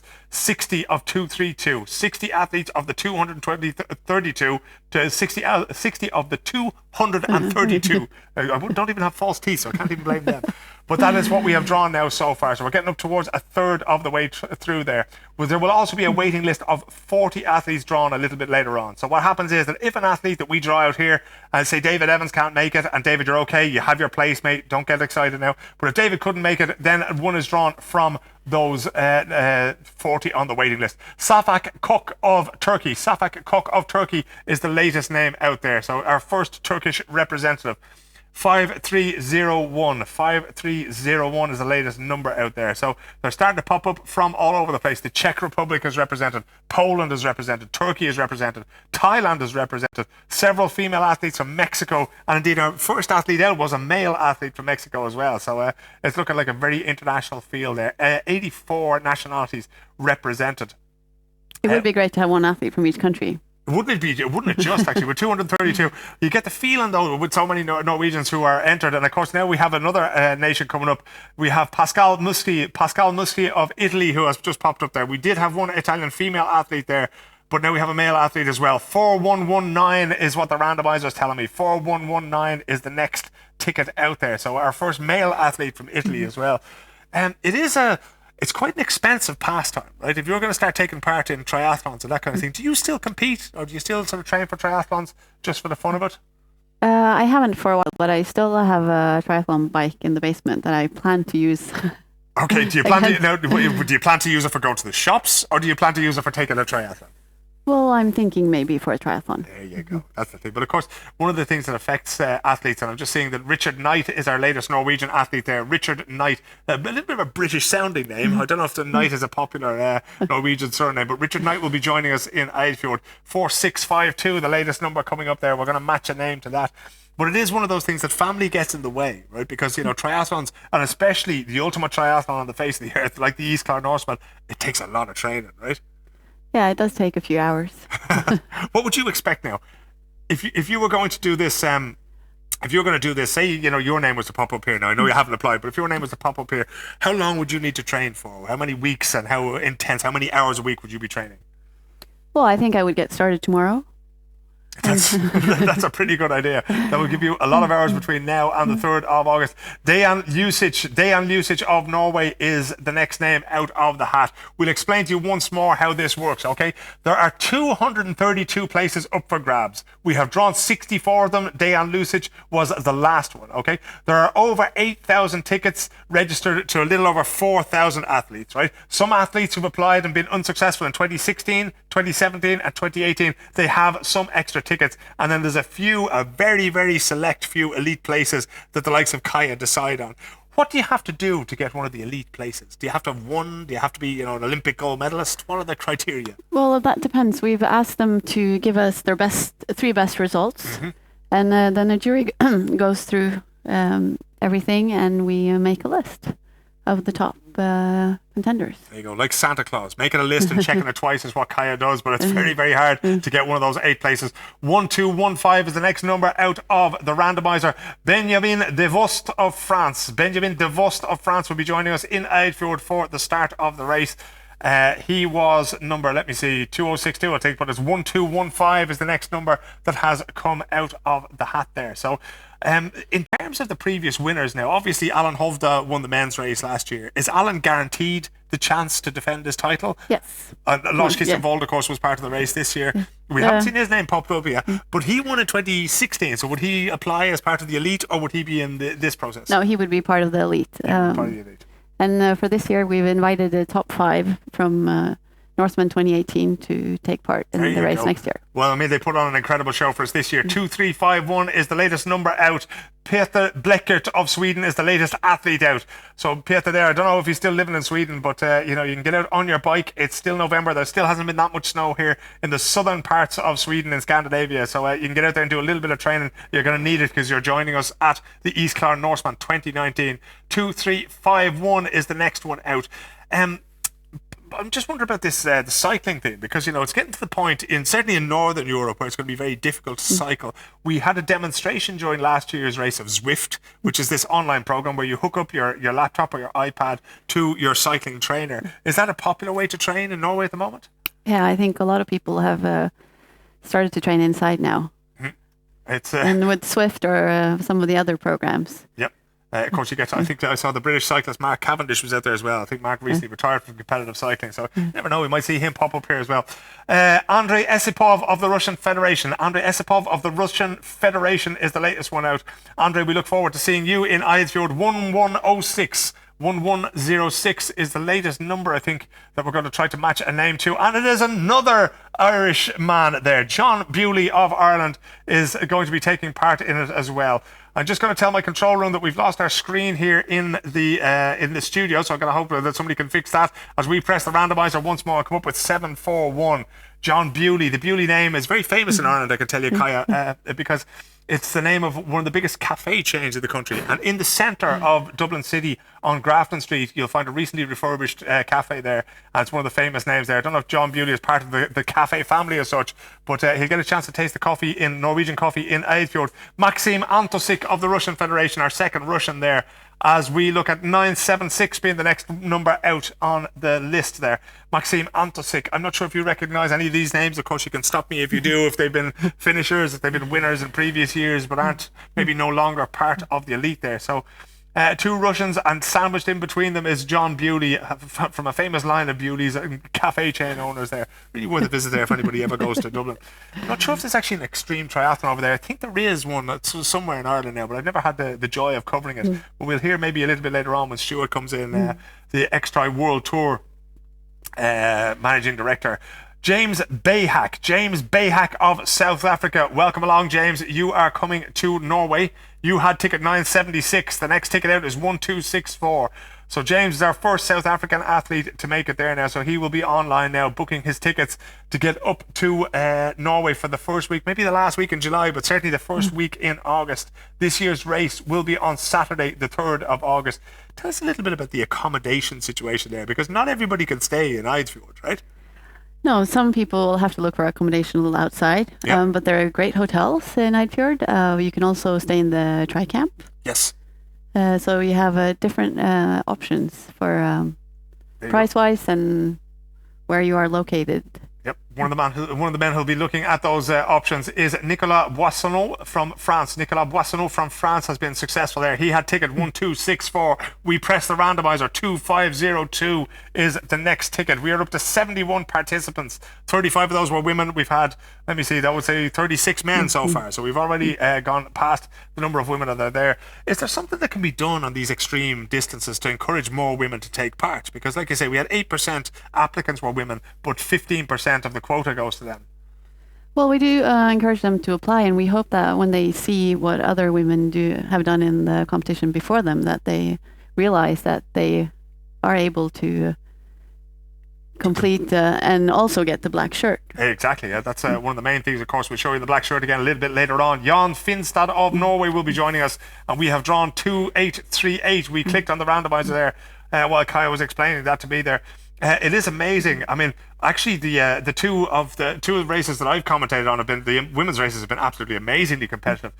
Alex Gikelis of Greece. Alex Gikelis of Greece is our first Greek athlete there. 4370, the next number up on the randomizer. So a couple of years ago, of course, we had Kathleen Nevin of Norway who won that race, and that was just an amazing race on zombie. Anna Nevin. Anna Nevin, sorry, and Catherine was the other guy. I mean, it was just an amazing race there. Kelly Langley of the United Kingdom, welcome along, Kelly. You will be joining us as well. 755 is the next number out there. Anna Nevin, of course. She had an amazing race. Yep. That was her second triathlon. It was unbelievable. It was unbelievable. But I think that was down to, what they call in Scandinavian languages pannben. They talk about the thick bone of the forehead and being able to sort of put up with whatever. You just keep banging your head off something that's going to go your way. Kelly Langley has been successful, as has Luis Federico Arandia. Luis Federico Arandia of Mexico will be joining us as well. 8009 is the next ticket out there. If you have your questions, please get them onto YouTube there, and we'll try to get them passed on to us here in the studio. So far, none have popped up there, so we will see if we can get any information, if there's anything you need to know about the process. Jørgen Yksnøy Råkvåg. How did I do in the Norwegian there? That's pretty good. That was pretty okay. Yeah. Jørgen, you'll be joining us in Eidfjord as well. I hope you don't have too far to travel. 5622 is the next number out. Jørgen is, of course, from Norway there as well. So Yksnøy Råkvåg. That's a pretty complicated name right there. So I love the Scandinavian names, especially when they produce that many vowels for me to try to get my mouth around here. Live on YouTube, bringing you the draw for the Norseman 2019 race. If you're a fan out there, if you know somebody who's out there, if you want to send somebody a compliment, congratulations, you can do so on the YouTube comments. I'm going to have a quick look here. We see Luis Paternoste. Hello, was I chosen yet? Luis, I haven't seen your name. Or Louis, I haven't seen your name coming up yet. Luis Federico, Mexican. Yeah, Luis Federico has just been selected there, so he has his place in there. Øystein Omland of Norway is up there now as well. Of course, about 50% of the field is the limit for the Norwegian competitors in the race altogether. But well, actually, this year it's 35%. Is it 35%? Yes, so it's only 50% if 50% of the applicants. Okay. So that has been reduced. My mistake. Yes. 39%. 4912 is the next ticket out there. Øystein Omland, one of the 35% of Norwegians who will be starting in Eidfjord on the morning of Saturday, August the 3rd. And I have to say, you were talking about the atmosphere building all the way towards that race there. As we see that Daniel Martin of Austria has just gained a place there with ticket 4912. 3069, the next ticket out there. But it's starting to build for me already. I'm already starting to really look forward to this. I'm thinking about these people now who are sort of, they're booking their tickets. They're trying to get up there. They're Googling this place on the map and seeing how they're going to get there. So it's... the excitement is buzzing in the studio and indeed out on YouTube. What will you be doing from next year's race? What does your race day look like? Well, usually on race day, I'm at Gaustablikk setting up the shop. We have a pop-up shop, yes, both in Eidfjord and Gaustablikk, yep, where we sell Norseman merchandise. Yep. So that travels across the mountains and is ready for the competitors when they finish. There you go. It will be ready for all the supporters of Snorre Gunnarsjø. Snorre Gunnarsjø of Norway has picked up a spot in the 2019 race. 543 is the latest number out on there. It is, of course, souvenirs, even for the general public, for the supporters who turn out there. Yeah. Because I was amazed the very first time with Gaustatoppen in the background when we get to Gaustablikk, the amount of people that turn up. And they can't all be residents of Gaustablikk or Eidfjord or these places. So there are a lot of visitors who go to watch the race, right? Yeah, and the mountain is open for everyone. Yes. During race day too. Yep. And Gaustatoppen it's a nice hike. A lot of people go up there during the weekends. Yeah, of course, 200 and odd of them, or 160 racers will finish the top there looking for the black t-shirt. Christopher Alholm of Norway is one of those racers who will be looking for that black t-shirt. 7865 is the next ticket out there. Christopher will be hoping to finish up there with that black t-shirt that 160 racers get at the top of it. This is what the black t-shirt looked like in 2018, right? Now, I thought when I saw this coming out of your bag a little bit earlier, I thought, I'm just going to take that. I'm just going to put that. You can't do that, right? There's no way I could wear this in good conscience because I haven't finished the East Clár Norseman Triathlon at the top of the mountain. So if I want to do this, I'm going to have to go and win it like everybody else, right? Yes, exactly. This thing, there's a big burly security guard standing out there making sure that I don't do it. I can't even get this one. I'm just seeing, actually, this is the white t-shirt. I'm seeing Chayapom Arpakul of Thailand is our second Thai racer coming in there. So this is great to see. Yeah, this is our second Asian racer in there already. Second from Thailand. 1012 is the next number out there. This is the white t-shirt that we have for the finishers who finish at Gaustablikk in the restaurant there. When we come back to the studio, we can have a look at that.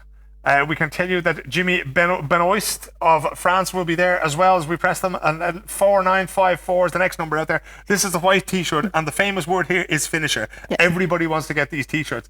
And we have seen racers who've been lucky enough to do this race twice, right? Yeah. And sometimes they get the white t-shirt, but what they really, really want out of it is the black t-shirt, right? Yes. That's. Can I ask you if you have a finisher's t-shirt at all? I do. You do. Are you going to tell us which colour, or would you rather keep that to yourself? I need one more. Let's just put it that way. Okay. Well, I think we can take that as we see Ole Petter Mathiasen's name turn up there. Ole Petter Mathiasen of Norway will be joining us. 2316 is the latest one out there as we get up. Who is going to take the 84th of 232 spots at the start of the East Clár Norseman 2019 race. I nearly said 2016. I don't know why I didn't even commentate on that one. But it is a tremendous race there. And it's great to have so many people watching online and taking an interest in both this and the race, because it truly is a tremendous event. We'll have a little bit more information for you a little bit later on in the broadcast about other races that you can take part in. Ole Petter Mathiasen is, of course, the latest man to be joining in there. We're going to see who we've got now. The next number out is 2427 as we see Marco Epifiano of the United States of America is there.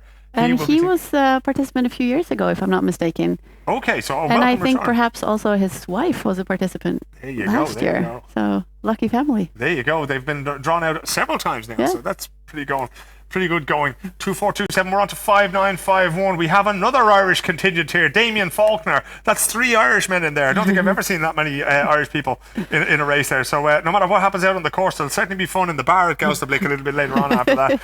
Damian Faulkner, congratulations, Damian Kogordigaslat. We're looking forward to seeing you on Saturday the 3rd of August in Norway. Make sure you save up your pennies because your couple of beers afterwards are going to cost you. 1003 is the next ticket out there as we wait on our little screen to update here after Damian's name to see who has been drawn out there. They're flying Bartosz Potriala of Poland there and Marc Benayoun of France there. So it's starting to pick up pace here. 5874 there. We have a few Polish athletes in there, a few French athletes. You would probably expect to see a few more French athletes before we go. 5874 is the current ticket that we are working on there. So a real mix now from Thailand, Ireland, Poland and France over the last few minutes there. What's the oddest country you've ever seen come out of a draw, Kaya? Can you remember? Is there anywhere that really stuck out for you? I'm not. I think perhaps the Virgin Islands. The Virgin Islands would be a pretty good one, right enough. 7120 is the latest ticket that we have pulled out here off the randomizer. Maxime Picot of Norway. I recognise that name. I'm not sure if Maxime has taken part before now, but Maxime will certainly be taking part in 2019 as we move on to ticket number 7120. And they're flying there inside. They're really starting to find their feet in the control room, and we're going through these as quickly as we can for you. We'll be showing you a little bit more from the Norseman a little bit later on. Johnny Strand of Sweden. Johnny Strand of Sweden will also be joining us in Eidsfjord now on the 3rd of August next year. 5404 is the latest ticket number that has been pulled up on the randomizer there. Julien Nicolas of France is our latest competitor there. So we're starting to see a few more French names come out there. 6331 is the latest number on the randomizer there. Again, I'm just sort of looking forward to the day when, I know this is a huge event for all of Norway and that kind of thing, that it's but I'd love to see a sort of a foreign winner or a foreign podium there where you have, non-Norwegian athletes doing really, really well for themselves, because, if it is to extend itself beyond Norway, I think it's going to be great to see, say, a French winner or a Mexican winner for all that. Julien Nicolas was the last name out there. We are on to ticket 1040. 1040 is the latest ticket that we have had out. Johnny Strand of Sweden. We have Stefano Berger of Norway and Nicola Rossello of France there. So we're starting to catch up a little bit. I think one advantage that the Norwegian competitors have is that they can practice on the course. That is, of course, and true. It is a different climate than many are used to. Yep. So, and what we see is that you can experience different types of weather during the competition. Yeah, it really is 4 seasons in one day out there on the course right now. Stefano Bayer of Norway, Nicola Rossello of France, and Julien Nicolas of France. They'll be joined by Angelo Marocco of Italy. He will be out there on the course as well. Of course, the cycling is really interesting as well, because there's one part of the course where there's a series of hairpin turns, and there's very little that's going to prepare you for that. You've got to be out on that course and trying it out. Jay Knobloch of the United States. I've seen Jay's name, I think, before, so this may be a returner, is it? I'm not sure. You could be right. Could be a possibility. I think I've seen that name before. I remember it sticking out to me before. If not, Jay, if it is your first time, you're very, very welcome to Norway on the first weekend of August. Saturday, August 3rd is when the race takes place. Get booking your flights now, my friend. Get booking your hotel rooms as well, because otherwise you could wind up in Bay in about 2 hours. Actually, we do recommend that you start booking accommodation like tomorrow. Yep, there you go. Einar Hagemann of Norway may live in the area. If not, Einar will also have to book, because Einar has now been guaranteed his place. The 95th of 232 there. We are on to ticket 5554. So Einar will be taking part in the race there, yeah. How far away is Bergen from Eidsfjord? It's a couple of hours, right? Yeah, I think it's a 4 hour drive. Yeah, it is. So you can fly into Oslo or Bergen. It's Yeah, you can fly it to Oslo or Bergen. I don't know what Nikolai Odenkov is going to do. Nikolai Odenkov of the Russian Federation will have to make his choice there. I flew into Oslo and we had a drive there, and it was quite a distance, it has to be said, from Oslo to. No, actually, we drove from Stockholm now that I mentioned it, but even from Bergen it's still a couple of hours, and it's not really a motorway either, so it's quite a difficult drive, so to speak. 1554 is the latest ticket. We are now moving on to ticket 2759. I think it also depends on what you want to do beforehand and after. If you bring your family, Yep. Where you want to go sightseeing. That's true, and there is a lot of sights to see there. Manuel Cabrera Morales of Spain. Is that our first Spanish athlete that I've seen come out there? It may well be. Maybe that it's the first Spanish athlete in the men's race. But Manuel, you are very, very welcome. You'll be joining us in Eidfjord. There is, of course, that thing if you can make it into a holiday. Valery Gerashenko of the Russian Federation. Valery will be joining us there as well. I think that was, let me see, 2759. So we will go on to the next number there. The next number out is 2023. 2023 is the next number out on the randomizer. Place number 99 in the race. Of course, 232 places up for grabs in this draw show that we are bringing you live here on YouTube today for the 2019 East Clar Norseman. Dirk Del Martino of Belgium. That is definitely our first Belgian athlete coming out there. Is it? I think it is. Yeah, I think it is. Yeah, and Dirk is taking place number 99 on the list. We will see now who will be the 100th athlete. Of course, we've drawn the 35 women a little bit earlier on. If you didn't make it there, you will be. You have still a chance to make it onto the waiting list. We are up to ticket number 6053 now. Of course, a little more than 8,000 tickets in the draw for today. We have Edward Mole of the United Kingdom. Edward Mole of the United Kingdom is the latest athlete out there. 6053, the latest ticket. A lot of British triathletes coming out now, which is interesting.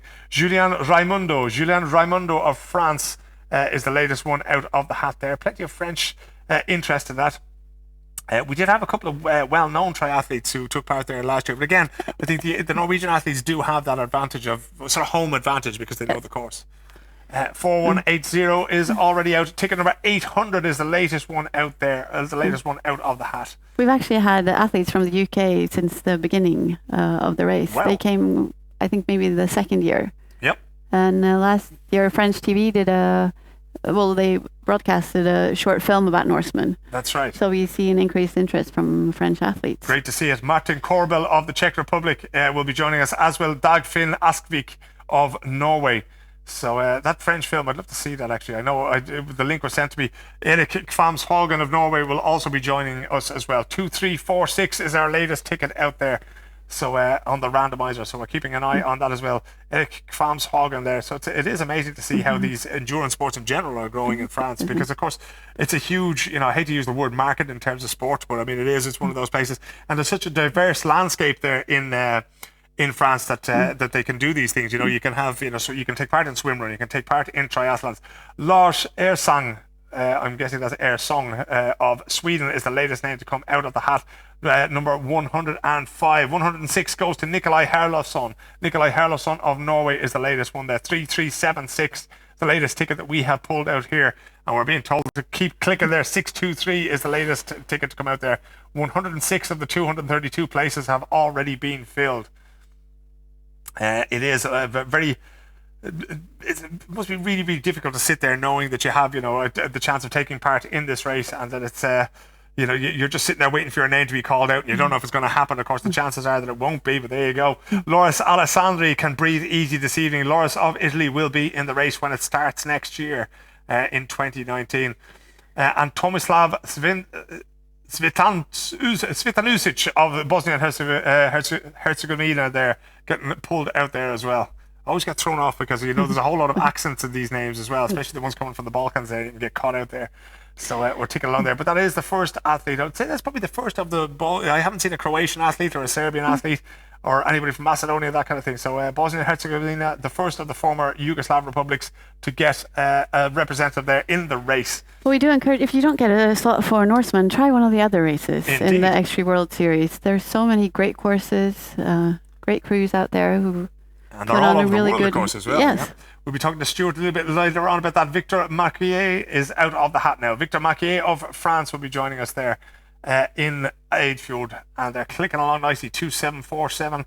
Anthony Zara of France will also be joining us in Eidfjord as well. There's a lot of them. You have Patagonia Man, you have Kelt Man, you have a whole bunch of other races that take place there. 2747 was the last ticket that we had out there. Frédéric Gelve, I think it is, or Gelve of France. Frédéric Gelve. So 3 French athletes in a row that came out there. We had 2747 and 3329, the latest one out there. So trying to keep everything straightened out between ourselves and our control room there. Of course, they're going through all the tickets and they're matching up the tickets to the lucky winners of the start places in the draw here for the East Clark Norseman 2019. When would you be tempted to go again now? When would you see your life allowing you to go and do the training that's necessary? That is difficult to answer. Yeah, it always is, I suppose. There's no time like the present, as the saying goes. Erik Heier of Norway is the latest one out there. 3986 is the latest ticket out there. But it is difficult, of course, to find the time to train and to do these things. Yeah, hopefully sooner rather than later. Yep. But it is one of those things that with triathlons that, certainly on the men's side, you seem to see older men, men into their 40s and even into their 50s. And, even though it is an extreme triathlon, it's a long distance, as we see Mikael Karlsson of Sweden pulled out there. His name pulled out. He hasn't pulled out of the race. He's only just got into it. Mikael Karlsson of Sweden, congratulations. It is one of those things that it's possible to do in later life. 6331 is the latest ticket out there. So, we will see 5788 is the latest number that we're pulling up there. Mikael Karlsson is the last name out there. The Swede, of course, will be nipping across the border there.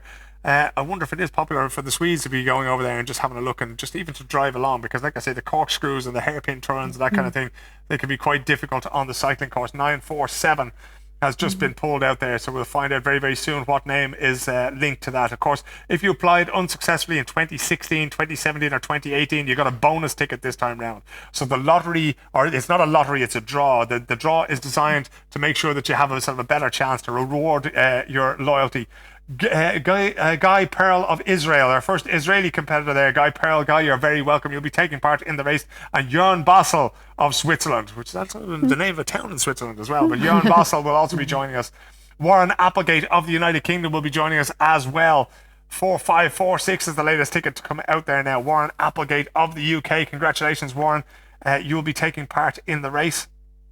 I find it fascinating as well, the breadth of experience. You go from people like the race originator who's taken part 10 or 11 times to people who are sort of novices and who are doing these things for the first time. So it's, I don't know, I mean, I imagine this is, if you're going to start with a triathlon, should you really be starting with the ultimate triathlon on the face of the earth? Well, I know plenty of people who have, so... True enough. I wonder how many have lived to regret it as well. Thomas Håland, a Norwegian name, but Thomas comes up with the French flag there. So Thomas will be racing under the French flag there. Sounds like a Norwegian name. You never know. Might be second generation there. 3593, the latest ticket to come up on the randomizer there. So plenty of French athletes there. We really are seeing the benefit of that documentary being shown. So if there's anybody out there who would like to make a documentary for any other TV channel around Europe or indeed around the world, we can see, like with two Thai athletes in there, you'd almost have to make a documentary about the Thai athletes taking part in there. As I say, we had athletes from India and Indonesia last year, if I recall correctly. So it really is something very, very special. Anders Idse of Norway will also be taking part there. We're up to tickets 7368, and James Titmus of the United Kingdom will be taking part there. So a lot of UK athletes turning up as well there. Of course, they have a very, very proud history of taking part in this race, as Kaya was telling us, going back many, many years to probably the second race that ever took place there that they took part in. How many, if there was 18 people the first year, have you any idea how many people there were the second year? I think like 35, around so that. It doubled in size kind of thing, but it still wasn't a huge amount of athletes that took part there, so it's still quite manageable. But of course now it's a huge operation. It requires a sort of huge support team out there as well. Actually, if I'm not mistaken, the name that was just pulled, he was part of the first Norseman. Yeah, the first Norseman, Thor Söderdahl. Yeah. Thor Söderdahl is the latest name out there, and Thor has been, if indeed Thor was part of the first one, the name has been, it could even be the son to the original. But we have a Söderdahl in there who will be joining us in Eidfjord to begin with, and Patrick Heidel of the Netherlands, another Dutch competitor there. I think might be the second or third that we have there. 1321 is the latest ticket number that we are working on. We have 123 competitors. Amine Bouhedi of Morocco, the first Moroccan athlete pulled out of the hat there. 5458 is the latest ticket number that we got up there. So Amine Bouhedi of Morocco. Interesting to see some of these athletes coming from countries that, I'm not saying you wouldn't expect it, but Morocco, the landscape in Morocco compared to the landscape in Norway would be an awful lot different than one would expect. There we go. 1505 is the latest ticket that we are working on there. So we pulled that one up there. You can see the numbers that have gone before there. Of course, all these 8,000 odd tickets are linked to a name. The last name out, Amin Bouhedi of Morocco. So it's going to be interesting to see where we are going from there. 642. Michael Bunn is the latest name, and Martin Nonstall of Norway to be pulled out there. 642 is the latest. I'm not sure if we have to go and click on the randomizer again. Of course, all these numbers are being generated randomly, so each ticket linked to a name, and then they are fed in and randomly pulled out there. 5522, the latest number to be pulled out here on the iPad in front of us. Live here on YouTube, bringing you all the names. Mathias Almenningen from Norway is the latest one out. So we've had a run of 3 Norwegian names in a row there. And is it Shivind Nyhammer? Eivind. Is it Eivind? Okay, that would be coming up as Eivind Nyhammer then. The computer, of course, having fun and games there. Going to press next there. 4825. So 5522 and 4825 are the last 2 numbers that we have had out there. Yeah, 4825 now we're working on to see who's coming up there. So plenty of Norwegians there. Around about 35% of the field expected to be Norwegian athletes coming out there. It is a very, very popular sport, and it is a very, very popular race. When Norseman is not happening, right, is it something that people talk about in Norway anyway? Is it a sort of a media thing? Do people talk about it like this? Yeah, but beforehand myth? And in the beginning, I think that a lot of people associated triathlon with Norsemen. Yeah. I suppose it would be. And there's so many other great competitions out there with shorter distances. Yep. We are seeing a couple of new candidates there. Bryce Maillard of France and Brian Hoagie of Canada popping up there as well. 3413 is the latest ticket that we have out there. So Bryce and Brian, you're very, very welcome indeed to Eidfjord in the beginning of next year. Give yourselves plenty of time to get there is the only thing I'll say. Alexandre Hilt of France as well will also be joining us. So we went from 3 Norwegians to 3 possible francophones, 3 possible French speakers there, although with Brian's first name there, you never know whether he speaks French or English or both in that part of Canada. We were talking a little bit earlier on there about the rush to book flights there. We'll see plenty of traffic and airline tickets to both Gardermoen Airport in Oslo and to the airport in Bergen as we pull up ticket 6921 and see who we are going to get there through. That is Petter Solheim and Lucas Bach. Lucas Bach of Denmark and Petter from Norway are picking up the last 2 there. We're going to take a very, very short break at this point because we want to show you a little film that we made about the Norseman race and what it is everybody watching this draw is expecting, what it is they want to achieve when they pay the administration fee to be part of this draw.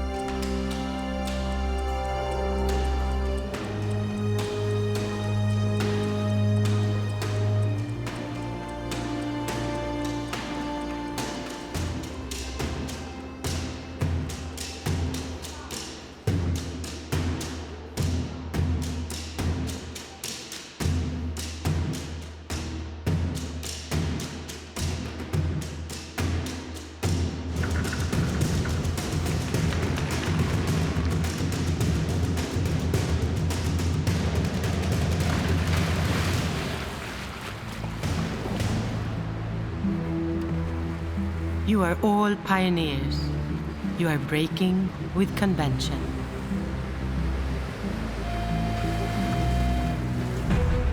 you are not first.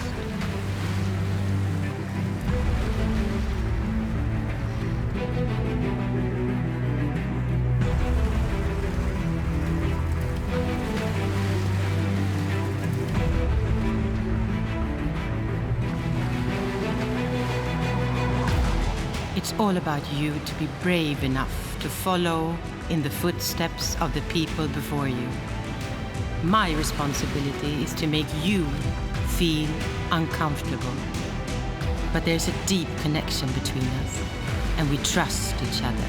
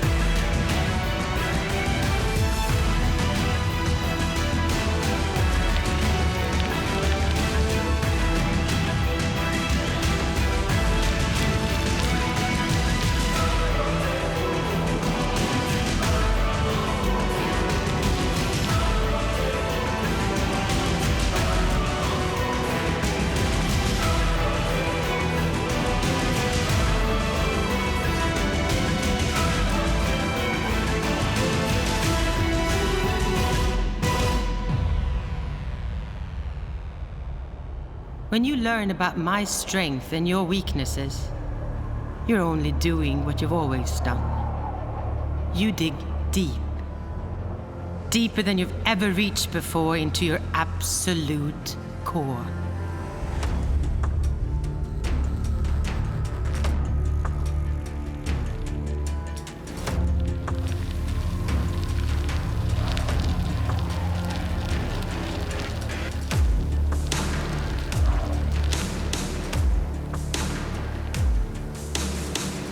Once there, you don't feel pain.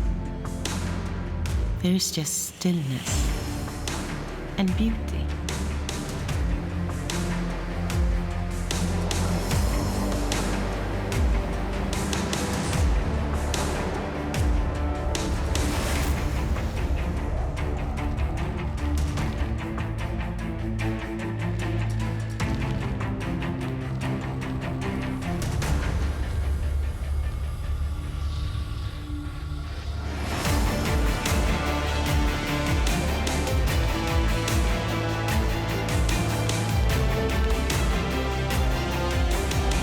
You become aware of every inch of yourself, the balance between body and mind.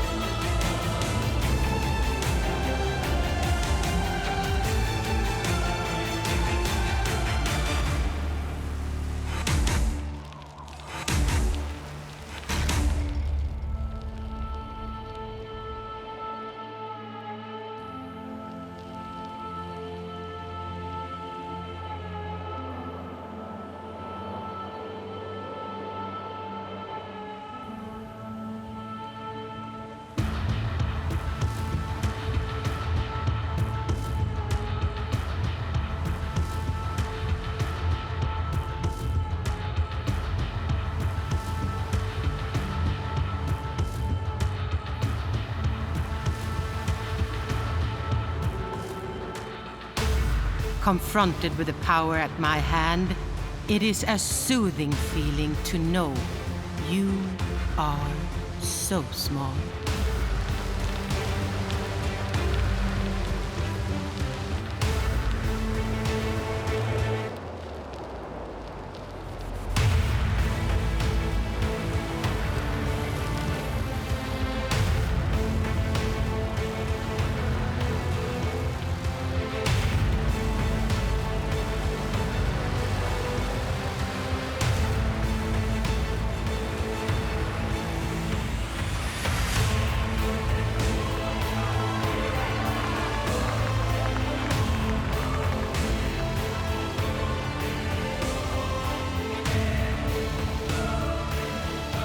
Your power is your mind keeping calm,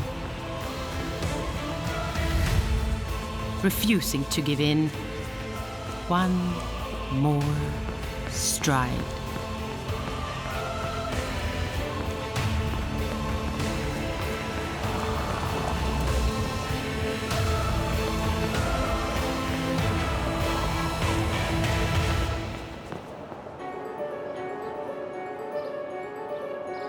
You ask yourself why you are still doing this. It's because of the invisible strings that tie us together. I am you, and you are me.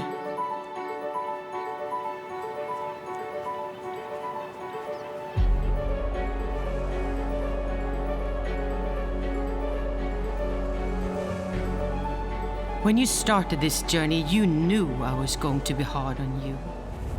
But you kept going and going through all the pain, mental and physical, all the way up to my highest peak.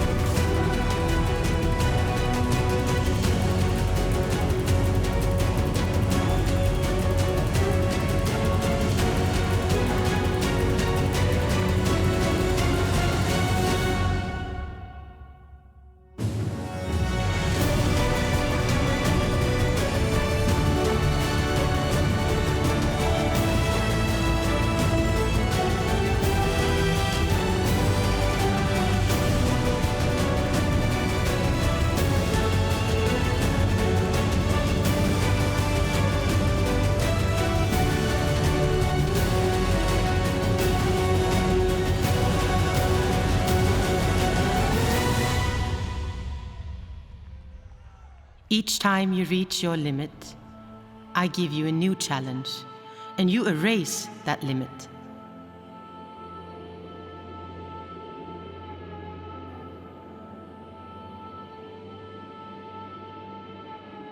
I've been here forever. You are here for a moment. A Norseman.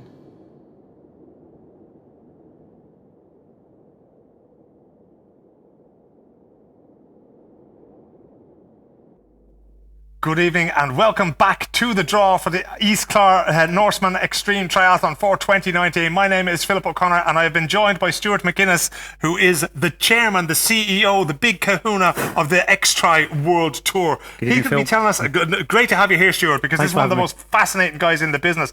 One of the things that we bring in this evening, ladies and gentlemen, and there's no way to get away from it, is disappointment, okay? We only have 232 places, but it gives me great pleasure to say that Stuart has a whole bunch of places on a whole bunch of other fascinating races. He's just going to tell us a little bit about what is the X-Tri World Tour. The X-Tri World Tour is an organisation that oversees the new wave of extreme triathlons, which are taking place in Norseman's image, if you like. Okay. They're all there in homage to Norseman, and they've started to appear over the last few years. And what we've done recently is got together an organisation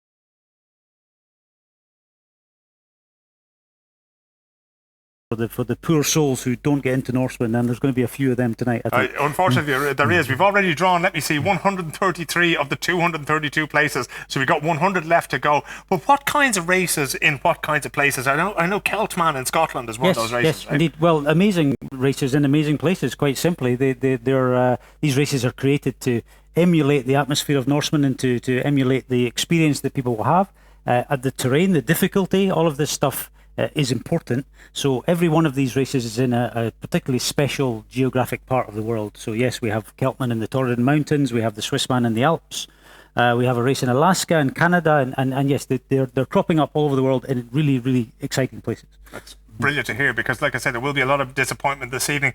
Let's say that I'm one of the unlucky people here who paid the administration fee and I haven't been successful in getting a place at Norseman. What do I do in that case? Where do I go to register for one of your races? Well, I think the best thing to do is to go to the X-Tri World Tour main website, so xtriworldtour.com, and there all the races are listed there, which is easier than us giving out the individual URLs. Yep. Then that gives a brief description of the races. They're all open for business as of now, and will be for the next few days as well. Yep. I think the Spanish race will be open a little bit longer after that as well. They're tailing behind us on the entries. Yep. And then just have a look at the races, have a look at the different terrains. Perhaps it's somewhere you want to travel, perhaps somewhere that you've always wanted to go. Your chances of getting into these races are pretty good, because we don't get 4,500 entrants like the Norsemen do. There you go. But they're just as exciting. Yep. That's brilliant to hear. I can tell you that Jo Helge Ruud has his place booked in the Norseman for 2019, as does Miki Belgerno of Israel. We also have Stephen Johannesson from the United Kingdom, but I'm guessing that's a Norwegian name as well, so we might have a bit of an expat going on there as well. They're the first three after the break. We are now up to 136 of the 232, and Frode Johannesson has also been successful. I'm just going to click on my randomizer here now, because our backroom team are really flying along there now in terms of getting out the last of the entrants. How did you become involved in this? I became involved in this way back in 2010 when I went with some friends to the Norseman. Of course, the Norseman's always the catalyst for these things. Yep. And we made a film about the Norseman, about these two athletes doing the Norseman as a bit of fun. Yep. But I was also working in the triathlon business back in Scotland at that time, and we came back with this kind of amazing feel from the Norseman that we wanted to recreate. So with the Norseman's blessing, we created the Keltman in 2012. There you go. And that was the beginning of this journey. And it's become a huge race in itself. Øyvind Åstad Kjøs of Norway and Arto Liuku of Finland there, another Finnish competitor taking part in the 2019 race. We're moved on to ticket 1897, and we're working as hard as we can to get through the 232 lucky souls who will be on that ferry in Eidfjord before dawn on the morning of the 3rd of August next year. What's your favourite race apart from Norseman on the X-Tri World Tour? Are you allowed to say that, or do you have to say they're all Oh, they're all amazing races. All of them are amazing. Yeah. I'm going to pick Scotland, because I just think that everybody should see Scotland once in their life. The Scottish race is also quite incredible. And actually, the good thing about the Scottish race is, or maybe it's the bad thing, that the weather is completely unpredictable, and the weather forecast is hopeless 3 hours before the race, never mind 3 weeks or 3 days. 3 minutes so before that the makes race. it really, really, pretty special. It is indeed a I won't say special race. exciting anymore. No, still, we won't pick it out, but definitely worth a look. Tom Espendalok, I'd like to congratulate you, Tom. You'll be joining us in your home country of Norway. And Jose Gutierrez of Mexico. A lot of Mexican athletes coming out there. Is triathlon a big thing there, or are they specifically I don't know the this? answer to that, but they certainly like the X-Tri races. We see that across all of the races, a lot of Mexican entries. Yeah, That is brilliant to see. And if, of course, you don't make any of these races, go to the X-Tri website and you will find plenty of races. And it's open until when can people? Most of them are open until the 15th, so till 15th of Wednesday November. or Thursday. Yes, Okay. there's a few days to get your act together and stop crying and get into another race. Yeah, Johan Richard won't have to do that. Of course, he can if he wants to, but he has now registered for the 2019 East Clard Norseman Extreme Triathlon. Johan, congratulations. You have your spot booked and you're good to go there. Do you see this business growing? There's more and more races, it seems, there. More and more people doing it. There are more and more races indeed, yes, and it's becoming very, very popular. And as you've seen by the demographic, they tend to be different from normal triathletes. So the average age is a little bit higher. Yep. And we think that's good. That means that there's more of a family involvement for the races. They bring their whole family as a support crew. Definitely growing. And that's why we have more and more races. Good to see. Per Egil Bråten will be joining us in Norway as well. We saw on the YouTube comments, we had a quick look there whilst you were looking at that, the brilliant mother film that was put together by Spock's family about this race. And we saw that somebody was a little bit surprised it could get a little bit cold and wet and windy there. This is why it is the ultimate triathlon on the face of the earth, okay? Scotland may well be a little bit dodgy. Norwegian weather, I mean, Gaustablik and Gaustatoppen can change as well. Hans Åseth is also going to be with us. He had ticket 570 and he is registered for the race now as we click our way through them. 143 spots gone, 232 in total, and we're flying through them here live on YouTube. That's part of the charm, though, because, and this is no offence to our colleagues on the west coast of America there. I love watching the triathlons there in this lovely weather, these lovely bronzed individuals sort of, running and swimming and cycling, that kind of thing. This is a little bit different, okay? It's a bit more extreme. There's a bit more of a challenge to it, right? That's right, and there's not really anything that is particularly, or has to be particularly extreme about a race. It could be temperature in either direction. Yeah, of It course. doesn't have to be cold, of course. And terrain could be, rocky or difficult or high altitude. There's many things make a race extreme. Yep. In fact, our Alaskan race is interesting because it also has the wildlife element. So it's quite likely the athletes will meet bears and moose during that race, which is definitely extreme for sure. Fascinating to hear. Just like to tell the control room that I think I've lost my link to them there, so I can't hear them anymore, so maybe we can fix that. Sébastien Fauré of France, or Sébastien Faure of France, is also going to be joining us in the Eidfjord when this race kicks off on the 3rd of August next year. Get your comments and your questions in there, and we'll try to have them passed on to us in the studio here. Patrick McNichol, who is the oldest finisher so far? We might wait until Kaya's back in here, and we'll try to answer that question. We can see that Andrei Sidorov of the Russian Federation has also been successful now. There's quite a few Russian athletes there, and indeed that was one of the questions in the comments there. Russian athletes have just been increasing, massively in the last few years, which we don't really know why. Yeah. But there's some spark in Russia has. Well, I think I've seen it a lot in general in terms of the fact that it's one of those things that seems to be changing a little bit. We have Russian athletes taking part in mixed martial arts. We have them in triathlons. We have them taking part in swim run as well. Great to see Andrei Sidorov and his compatriots from the Russian Federation taking part. This, if you go back to the 80s of the Berlin Wall, that seems to be very much coming down in a sporting sense. Shehzad Inayat of Norway is also guaranteed a spot, as is Ore W. Ribe. Or Ribe, yes, of course, there's only the one B in there. So we have another couple of Norwegians popping up there as we are moving swiftly through the start field. 147 of the 232 places have now been allotted. 35 women, okay? We have over 8,000 tickets in total in the draw. People who have been unsuccessful in previous years are given more chances for 2016, 2017, 2018, 2019, right? Your best chance comes if you're a woman and you've applied for 4 years without being successful. Andrew Schleiss of the United States of America will be taking part. So time to get online there and start booking your flights, Andrew, because you will be here in the first week of August joining us in Eidfjord. Eidfjord's a beautiful place. Amazing place, yes. I've been many times. Yes. When you were up there filming, did you find it a challenging place to film? It's pretty challenging, yes. But that's just what makes it such an interesting place. It's the terrain's difficult and the weather's unusual, and yes, no, it's also, it has that feel, that has that contained, exciting. I should stop saying exciting, shouldn't I? No, absolutely. Any more adjectives, please? Exciting and extreme. This is what the business we're in. As Michael Gram Nielsen of Denmark, quite a few Danish athletes now taking part as well. Great to see Michael Gram Nielsen. He'll be joining several other Danish athletes making the trip up. You could drive from Denmark all the way up there. A bit of a long drive, but I'd rather do that than give my bike to an airline after some of the experiences, that's very true. Yeah. the horror shows I heard. Paul Halland Svensson of Norway won't have too far to travel. Paul Kors from Norway will be taking part. Kylian Gouritin of France will be taking part there as well. Over 150 spots now gone, 151 to be exact, as we are going through the final slots that are available. What is the website for the X-Tri World Tour? It is xtriworldtour.com. It's that simple. Yeah. And it's open until the 15th of November. So if you're not lucky enough to be one of the 232 athletes chosen here today, get in there, do your research. There are 9 other races out there, absolutely extraordinary places that you can find yourself racing in.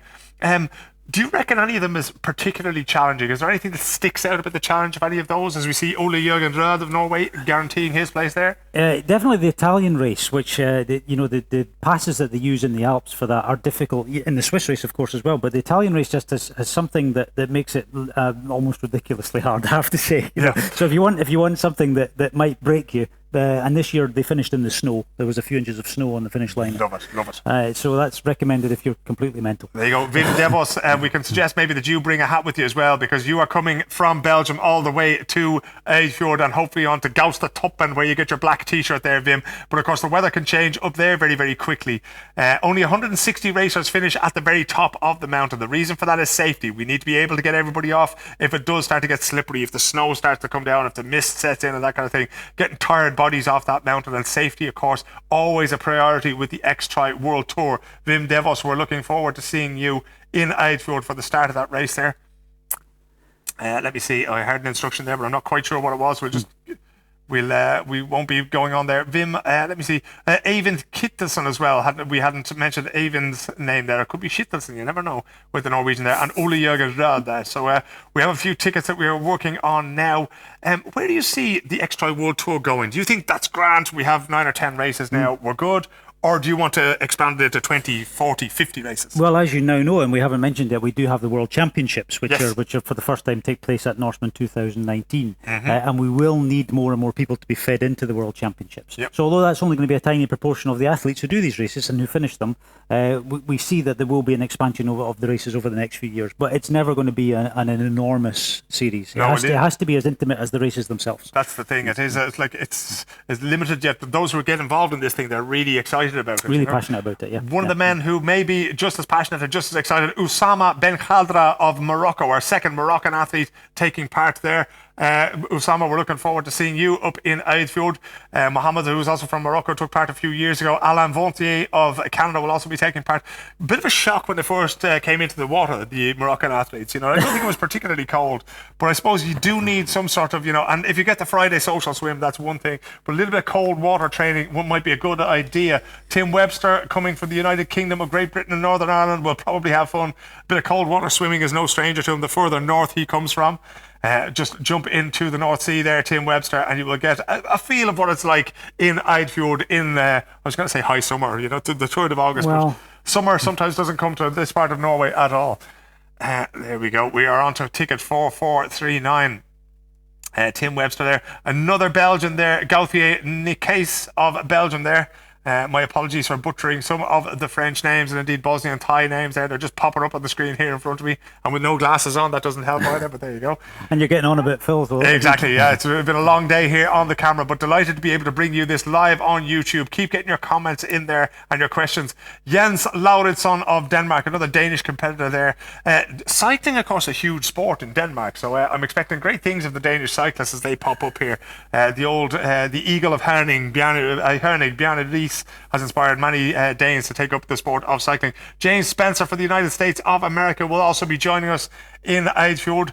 5048 is the latest ticket that we have up there.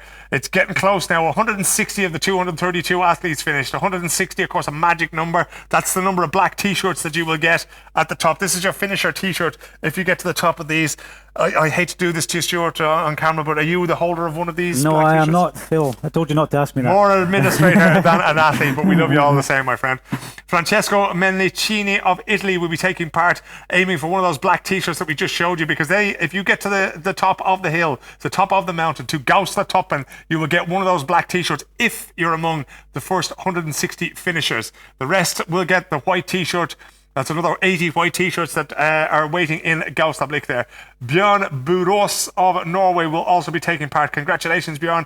You have paid your administration fee and you have been successful. The place is yours. All you have to do is pay your competition fee. Remember to do that. If your name has been drawn here, don't think, I'll take my time. Go in, do it now. Book your flights, pay your competition fee now. Otherwise, somebody could take over. Somebody from the waiting list will be asked to take over if you don't pay in time. Zdenek Fik from the Czech Republic will be joining us as well. It's always a shame when somebody doesn't realise when they have to pay their competitor fee by, but you kind of have to get on with it. I mean, a business like X-Tri, you need to get the money in, right? Yes, that's very true, yes.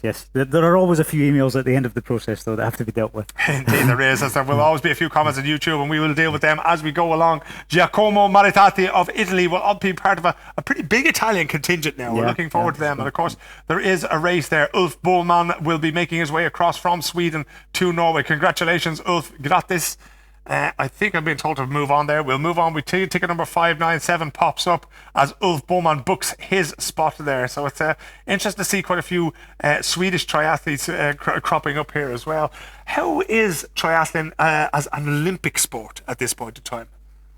Well, I'm not the expert on that, unfortunately. I know about X-Tri. So you stick to the extreme end of this. That was one of the things that interested me as well, because it seems to be a sort of a very specific subset. Petri Ahti there of Finland taking a spot there, and Doug Hahn of Canada. It's almost a different type. It's almost a different sport. Would you say it is? I think it is. Different competitors, different sport. It does attract triathletes, but it also attracts all sorts of other athletes. We've seen mountain bikers win the race. We've seen trail runners win the races. These kind of things. So it's definitely got a much wider appeal. Yeah, it seems to have, because I was amazed that when I spoke to some regular triathletes, people who do sprint distances or shorter distances, and they know all about the race. They know of the existence of them. But when you say, do you know this guy or this, and they don't know any of the sort of the top names in extreme triathlon. No, and I found that really odd. Yeah. Is that the fault of X-Tri? Is it just that they're not interested, or is it that it's a different sport entirely? I think it's a different sport. Definitely, these people are often unknown, and yes, it attracts triathletes, and yes, it even is beginning to attract professional triathletes. But it's just a different sport altogether. There you go. But you've heard there that we are attracting professional triathletes, but Bora, you have your spot here. Don't be expecting any prize money. There is no prize money in the East Norseman Triathlon, nor do we need it, because we've got over 4,000 applications for people to take part. Martin Delacluse of Belgium is the latest to book his spot there. Indeed, Erik Jørstad has overtaken him right there. So the excitement is even happening now as we race towards the 232 spots that are being filled here as we go along. 7951 is the latest ticket there after Erik Jørstad. So as I was saying, no professional or no prize money handed out here, but as I say, we don't seem to need that to create any sort of interest around it. I can tell you a little bit about the other races that are happening now. We've just a little list here. We have the Celtman, June the 15th. Swissman, June 22nd. Alaskaman, June 29th. Canadaman, July 7th. Swedeman, July 20th. Norseman, August 3rd. Icon, August 30th. Janoschik, August 31st. And Hispaman, September 28th. That is quite the season right there. I should just add that Icon's Italian, Janoschik is in Slovakia, and Hispaman is the Spanish race. There you go. Joel Wiederhag of Sweden, Manuel Gierschard of Switzerland, the Swede and the Swiss there. Manuel and Joel booking their spots there.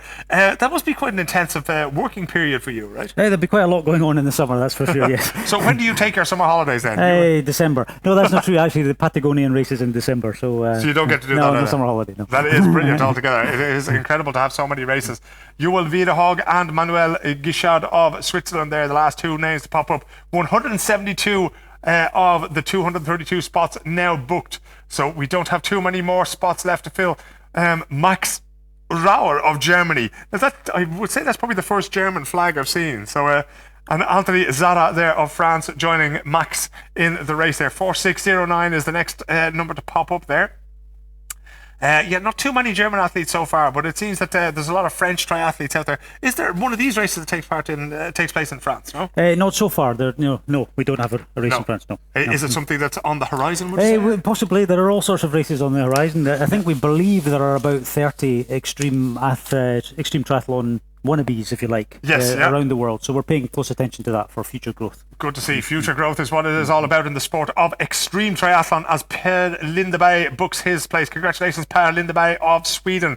You are headed to Eidfjord. You will be on the boat at 4 o'clock in the morning. You'll be sprayed with fjord water before jumping into the water, and then you will be taking part in the Norseman 2019. Rocketing through now. 176 spots, the 176th of them goes to David Fraser of the United Kingdom. We had a little question there about the Swissman race. What was that now? Let me see. I'm just wondering if that came from the YouTube comments. I haven't quite seen this. Yeah. Let me see now. We're just trying to keep up with the... we have Jason Bully, David Fraser of the United Kingdom, and Jason Bully of the United Kingdom in there as well. 177 spots of the 232 that we have now allotted. We've taken you through the X-Tri World Tour. We've had a little read of the list there. Let's have a quick look at a film from the Swissman Extreme Triathlon that Stuart has brought with him.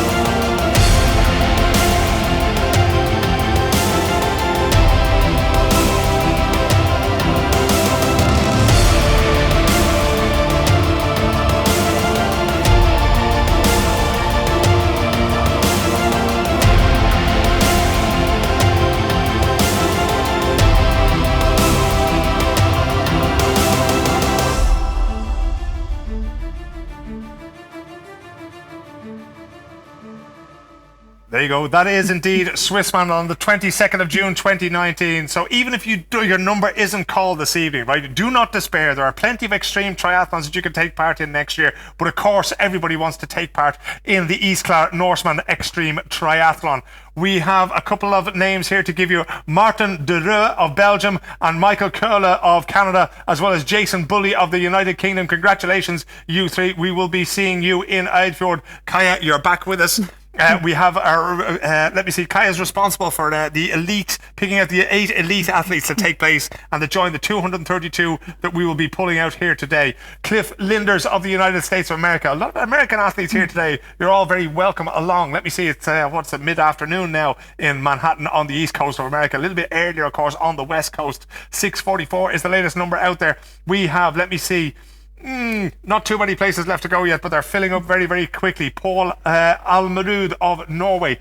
Have you ever been to any of the other races on the X-Tri World Tour, or do you stick to Norseman for the time being? Well, I stick to Norseman for the time being, but I would love to visit one of the other races. Yeah.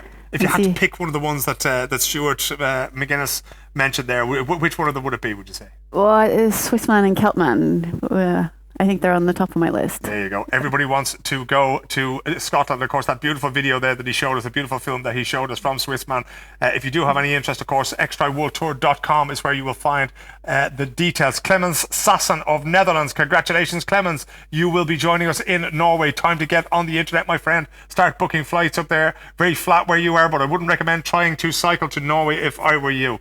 There's plenty of cycling to be done, of course, when you get there. Fascinating cycling course. This is one of the things that I love about the road between Eidfjord and Gaustablikk and Gaustatoppen there. Niels Sloen of Norway will also be joining us there. But it really is a challenging cycling course. Of the three elements of Zombie Hill and the running, of swimming in the fjord and jumping in, what's the most intriguing part? What's the most fun for you when you did the race? Well, I think the cycling part was really the most fun. The first hill, it does take a lot of energy. Oh, yeah. And then once you start to cycle over the plateau and you hit Geilo and you think I'm halfway there. Yep. And then you get the hills and you finish with the Imingfjell. Yep. Which is it's a tough hill, especially when you've been out for about 140 kilometers already. Yeah, it's a long day in the saddle when that 180 kilometres has to be hit. Alessio Kappa from Norway will be joining us, as will Fraser Ritchie from the United Kingdom.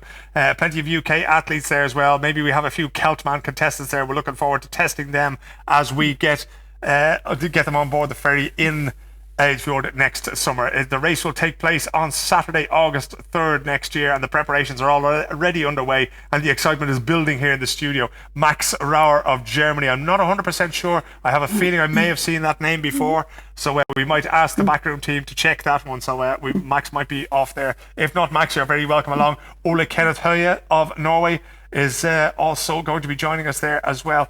The cycle part of the course is absolutely fascinating, of course, because there is a plateau there. But as far as I recall, as we welcome Arkadiusz Patak from Poland, the course, the gradients on the hills actually increase as you go along. So the first hill is tough, the second hill is tougher, and they just keep getting tougher and tougher as you go along, right? Yeah, and Imingfjell is also the longest hill, well, except for the first hill that starts pretty much a few kilometers after you cycle out of Eidfjord. Yeah. And then that's a hill all the way up to Diranut. That is indeed quite a long run, right enough, yeah. So, but Imingfjell is it's steeper, and it's you should have some energy left to go up there. And then to mention that there's a false flat after Imingfjell, about 10 kilometers before you start going downhill. Yeah. And if you're unlucky and the weather has turned bad over the Iming Plateau, you might be very cold. Yeah, it can indeed get very, very cold up there. So, that's also the last place where you can get support from your support crew. So it's a good idea to perhaps put on mittens and a jacket so you don't come to T2 completely cold. Completely frozen. Radek Uliasz of Poland, Henrik Emil Høyerholt of Norway, Bobby Granger for the United States of America are our latest competitors to have booked their spots in the 2019 Eastclar Norseman Extreme Triathlon, the ultimate triathlon on the face of the planet. There is a whole bunch of information out there. You should have already read the race manual. You should know exactly what it is you're getting yourself into. And of course your support crew as well is going to have to know what they're doing, because it's a really important job, right? Yeah, and it's a good idea to find your support as soon as possible. Perhaps you'll do some training with them, or at least you can make the plans for race day. And there are great race reports written by both athletes and support that you find on the internet. Indeed. And that's where you really get some good ideas. Perhaps there are things that you haven't thought about that are particular to Norway, that it's difficult to know if you haven't been through it. Yeah. Victor Young of Ireland, Leif Inge Mjones and Maxime Picot of France. Maxime there from France, Leif Inge, and another Irish athlete in Victor Young. So huge Irish interest in this race next year. I guarantee you they will all be watching us on YouTube when we stream the race live there. Does it help if your support team has done a triathlon themselves, or do you think it doesn't really matter? In some cases, I think it can help, but I think it's also helpful if you have support that knows you. Yep. Because your support is extremely important. It's a long day for them as well. So you should have some time to prepare together. Yep. Make lists, organize your support car, and have a good plan. There's a lot to take into account there. Gordon Devlin and Roger Dale, or Roger Dahl, it could be in Norwegian there as well. They will be taking part there. So great advice there, guys, to go and start getting your support team together already. It is crucial, of course, just as Kaya was saying there, to have people who know you, because it's not just the practical support that you need the emotional support as well on the day, right? And there are going to be some tough moments during the course of the day, and it's good to have someone who knows you. Indeed. Gunnar Alvim and Stuart Wood from Norway and the United Kingdom respectively have just booked their spots. 195 of the 232 places are now gone. Okay, so it's starting to get serious now. Hang on to your golden ticket there and hope and pray that you are going to be one of the remaining athletes, one of the remaining 37 male athletes to book their spot at the Norseman for 2019. The emotional support, of course, very important. The physical support, knowing that you have somebody that will change your tire or that can help you out, who can provide you with what you need, the assistance, the sustenance, the food that you need, all these kinds of things, all very important. A good race plan is absolutely key, right? Yes. And also take into account the climate. It's probably different than what the athletes are used to from other competitions. It's going to be very different for Fatih Junaidi from Brunei Darussalam. Brunei Darussalam, I've never seen before.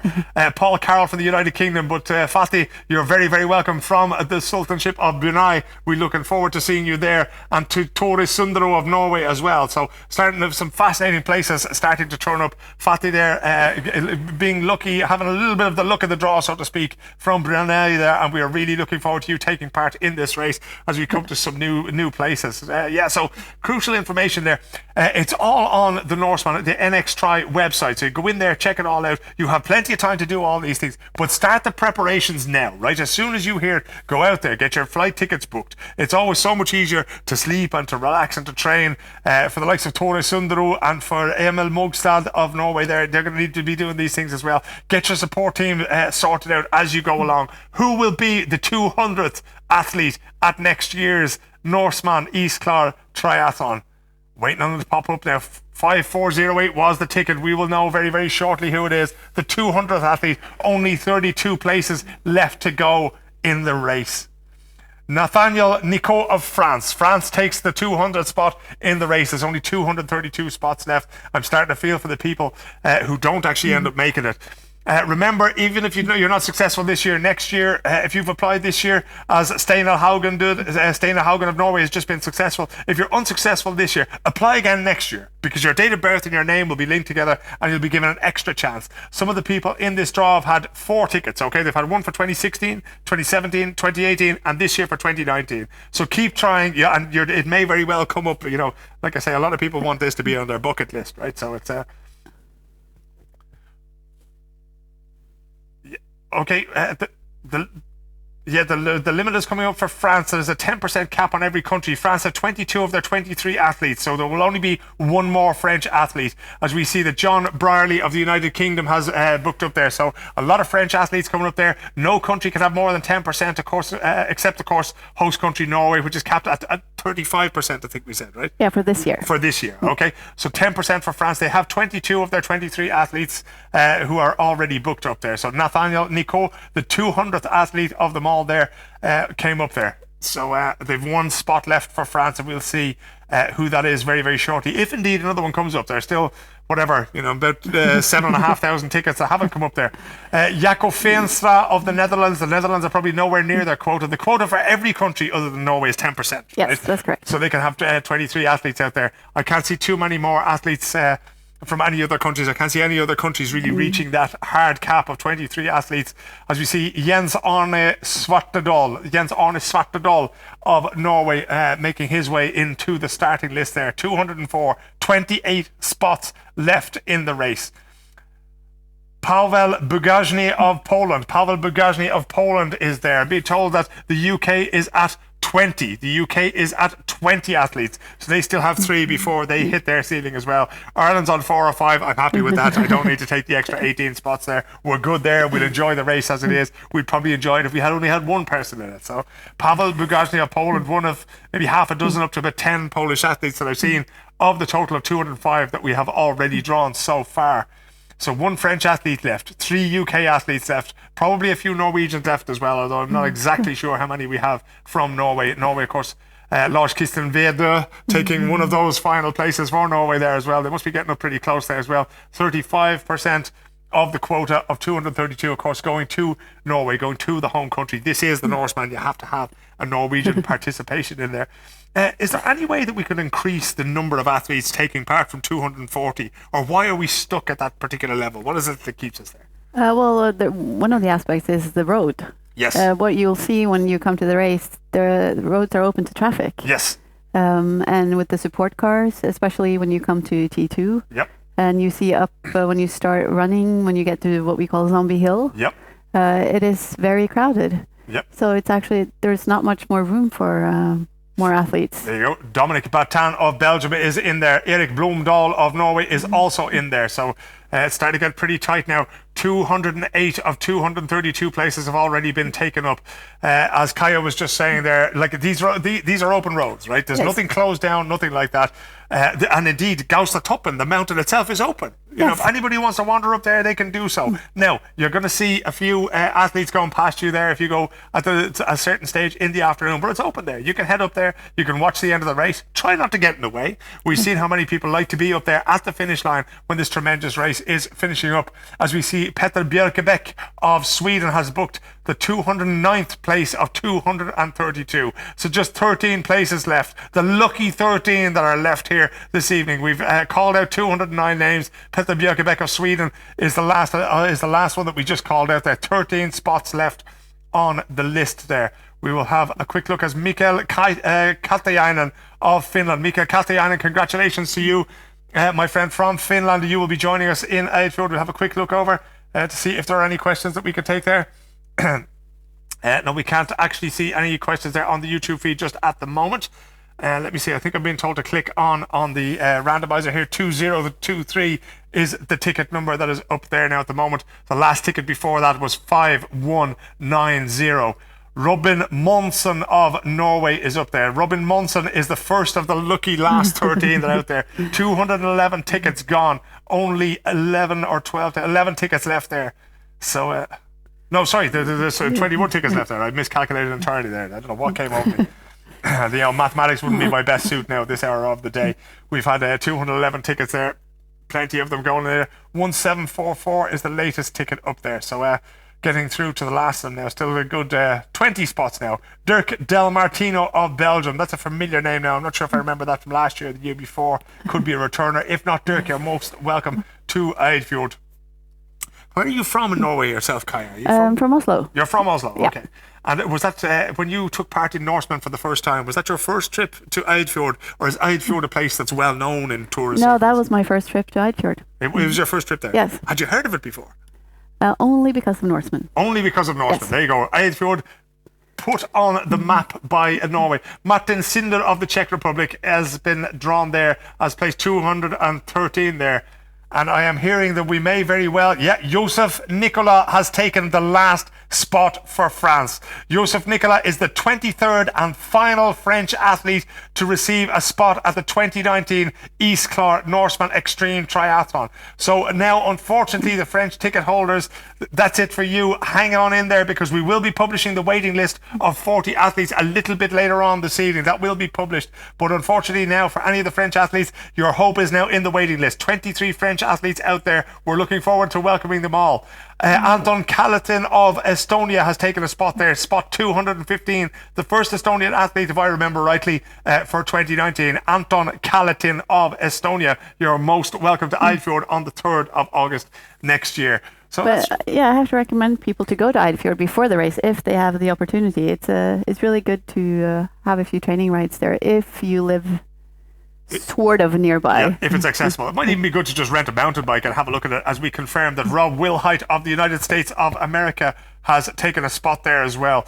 Down to the last few spots now, 16 spots left as Rob takes that. No more French athletes. They have taken their 23 spots. The hard cap of 10% of the total number of athletes has already been hit. So just goes to show how many entries there must have been from France this year, right? Yeah.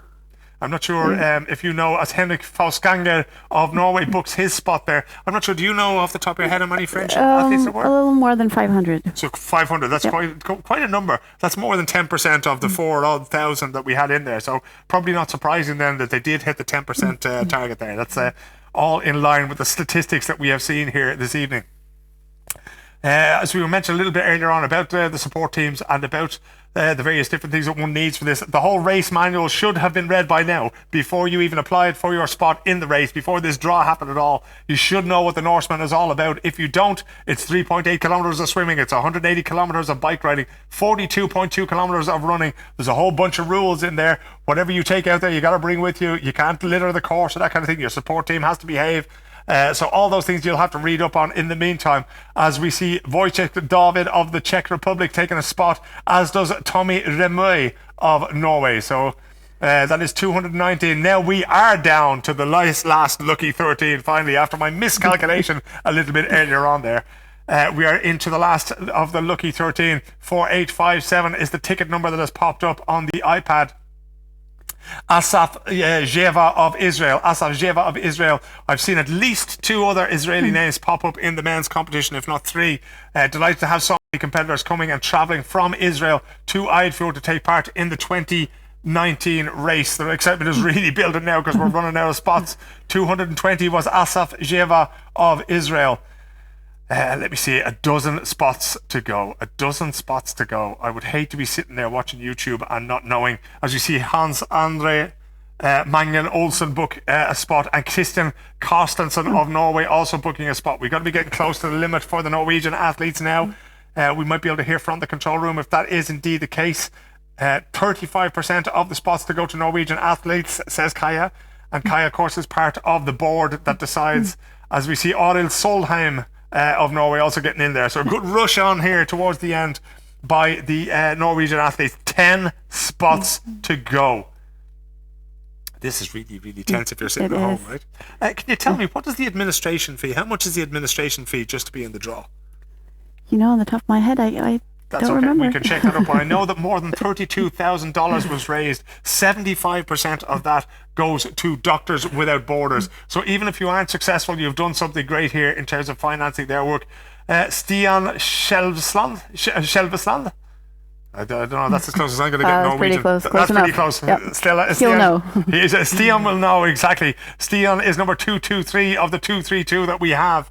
We're getting very, very close to the end of this now. Very, very close to the end of this live draw. Nasser Abu Sitta of Jordan, our first Jordanian competitor that I've seen. We've had a few from Morocco, one from Brunei, but Nasser Abu Sitta of Jordan. Congratulations, Nasser. Looking forward to seeing you in Eidfjord on the 3rd of August next year. As we get down towards the very last handful of spots that are available here.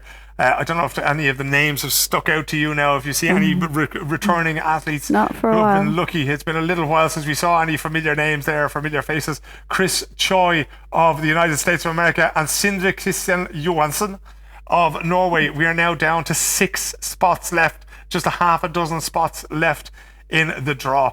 And we are really feeling for it. But I remember you can go to the X-Tri World Tour. They have plenty of races on around the place. Not all of them are Norseman. Nothing can be Norseman. This is the ultimate triathlon on the face of the earth. But if it is an extreme triathlon that you feel is your next sporting challenge, there are races out there for you. So go out there, Google X-Tri World Tour. I think it's xtriworldtour.com.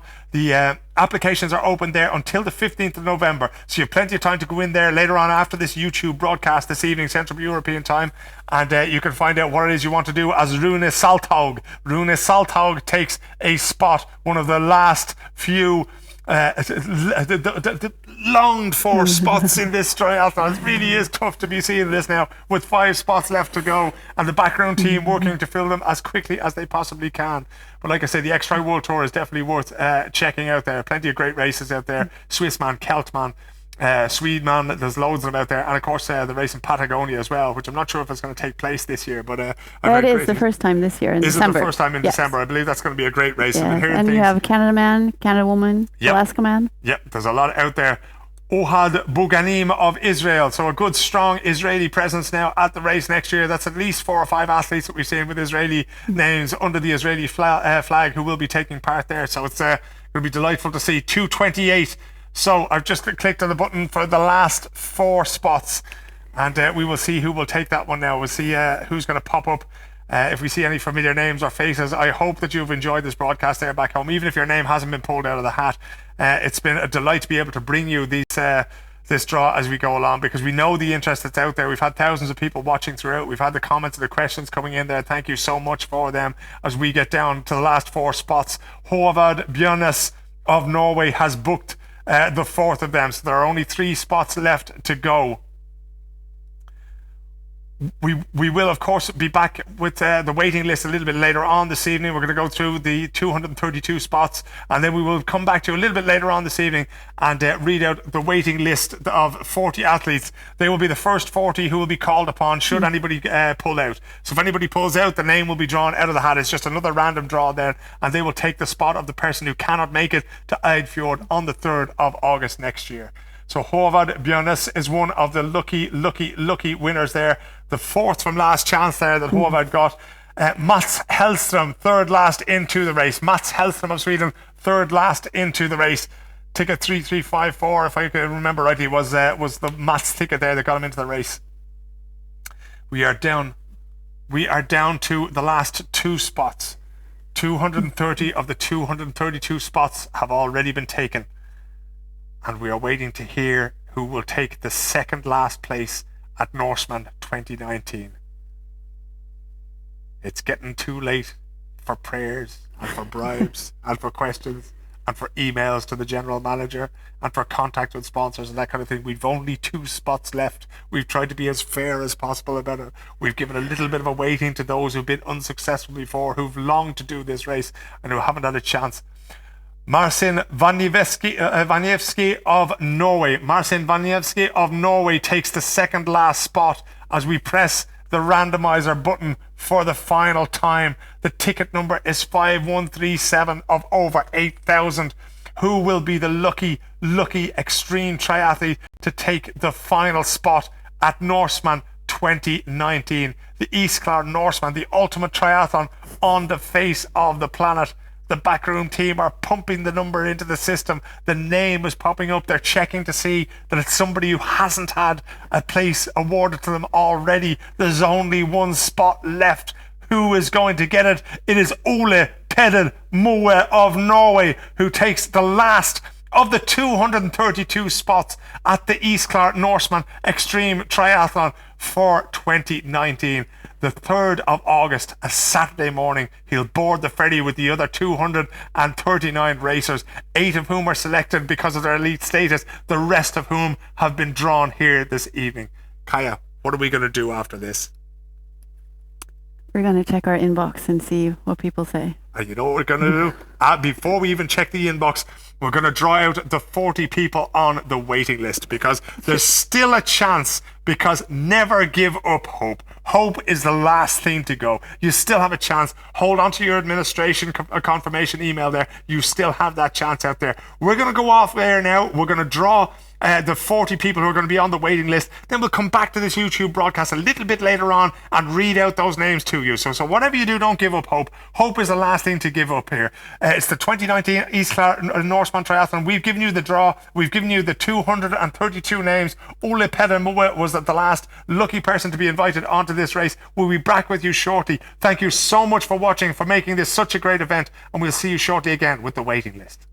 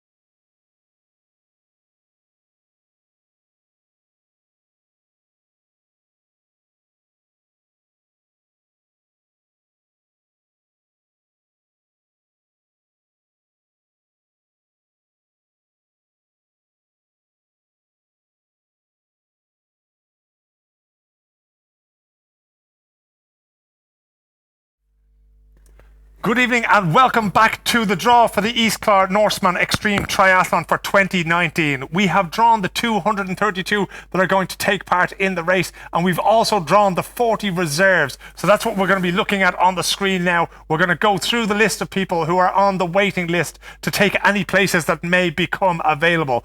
In alphabetical order, we'll go down through them. Lauri Alakuila from Finland, Simon Alderson Smith from South Africa, Judy Allen Graham from Australia, Andy Archer from the United Kingdom, Håkan Arnstolp from Norway, Svein Erik Bakke from Norway, Øystein Bakken from Norway, Kieran Ballard Tremere from South Africa, Julien Ballon from France, Linda Blum from the Netherlands, Hans Bosman from the Netherlands, Anton Britko from the Russian Federation, Keith Buell from the United States, John Bursell from the United States, Sinead Kennedy from Ireland, Jordan Davis from France, Scott Dickey from Canada, Nicolas Dipart from Belgium, Roar Fjeldbo from Norway, Magdalena Fosch from Sweden, Mark Fowler from Switzerland, Erik Jösetter from Norway, Cedric Goulet from France, Peter Giamatti from Sweden, my apologies Peter, Paul Haugerud from Norway, Sara Jönsson from Norway, Kjell Arne Lilland from Norway. We have Rickard Lindholm from Sweden, Alexander Nedoruba from the Ukraine, Cornelius Jan Pronk from the Netherlands, Marco Raffaelli from Italy, Geir Simonsen, Sinde Søgnefest, Anders Søregård, Erik Spangberg, Sten Storing and Frode Stubberud, all from Norway, Benoit Thomas from Belgium, Rune Windheim from Norway, and Christian Valen also from Norway. They are the 40 names that are on the waiting list. Okay, so what happens now? 232 names were drawn a little bit earlier on. In the next 2 to 3 days, they will receive an email from the Norseman Extreme Triathlon telling them how to complete their registration and to pay the fee for the race. If for some reason they do not do so, it might be that they don't want to take part in the race anymore, or they're injured, or they can't do it, or whatever, then okay, they don't pay by a certain date, I think it's the 21st of November, that will be contained in the email. If they don't do that, then their place is gone, and somebody will be randomly drawn from the list that we just read out, okay? If it's somebody who pulls out of the women's race, one of the 35 women pull out, well then one of the women in the list that we just read out will be chosen. If it's somebody from the men's race, the same thing happens. A man will be replaced with a man. Am I correct in saying all that? Yes, that's correct. Fantastic. Okay. We had a few things, a little bit of housekeeping that we wanted to do as well. Basically, we wanted to let everybody know that we try to be as fair as possible in the way that this has been put up here, but also that everybody working with this is volunteers, right? Yes, except we have one position, which is part-time position, and that's our general manager. But except for him, everyone do this on their free time. Indeed. So they've been doing a great job so far. We know that there's a huge amount of disappointment out there, okay? We know that 4,500 people or so who applied there, and there's only 232 places out there, and we're delighted that there is such a huge interest in this race, and that so many people take part, and especially for those who've applied for several years in a row and still haven't been lucky enough. But unfortunately, this is, however hard it is on people, this is the fairest way of doing it. It's an open draw, and it's as transparent as we can possibly make it. So that is the way that the world works. There is one more thing that we'd like to share with you though, right? We spoke a little bit earlier on to Stuart McInnes from the X-Tri World Tour, and there is another way that you can make it into the Norseman. In all of the other X-Tri World Tour races, there are some random spots. All you need to do is finish the race. You can finish first, or you can finish last. But when the t-shirt ceremony is held at the X-Tri World Tour races, a draw is also held. Now, certain races might have 4 spots at Norseman as random prizes. Other races might have 8 spots at Norseman. I don't have that information to hand now. xtriworldtour.com is where you'll find that. So, if you have been disappointed today, you can go ahead, take part in one of those other races, and there's another draw there. There's another random chance that you can make it in there. Kaya, what are you looking forward to with the 29 Norseman already? I'm just looking forward to meeting all the athletes in Eidfjord. There you go. We've had 232 names today. There'll be another few added to that as time goes on. We really hope that those who had those spots, who got those spots today, can use them. If not, we'd be delighted to give them to people who've made it onto the waiting list today. Again, we would like to thank you so much. We'd like to thank all our sponsors. We would like to thank the crew at Spock's Family for putting together this wonderful live show that we've been able to bring you here today. This has been the draw for the East Clare Norseman 2019, for the East Clare 2019 Norseman. And Kaya, We'll see you in Nightfjord. we'll see you swimming in Hydefjord.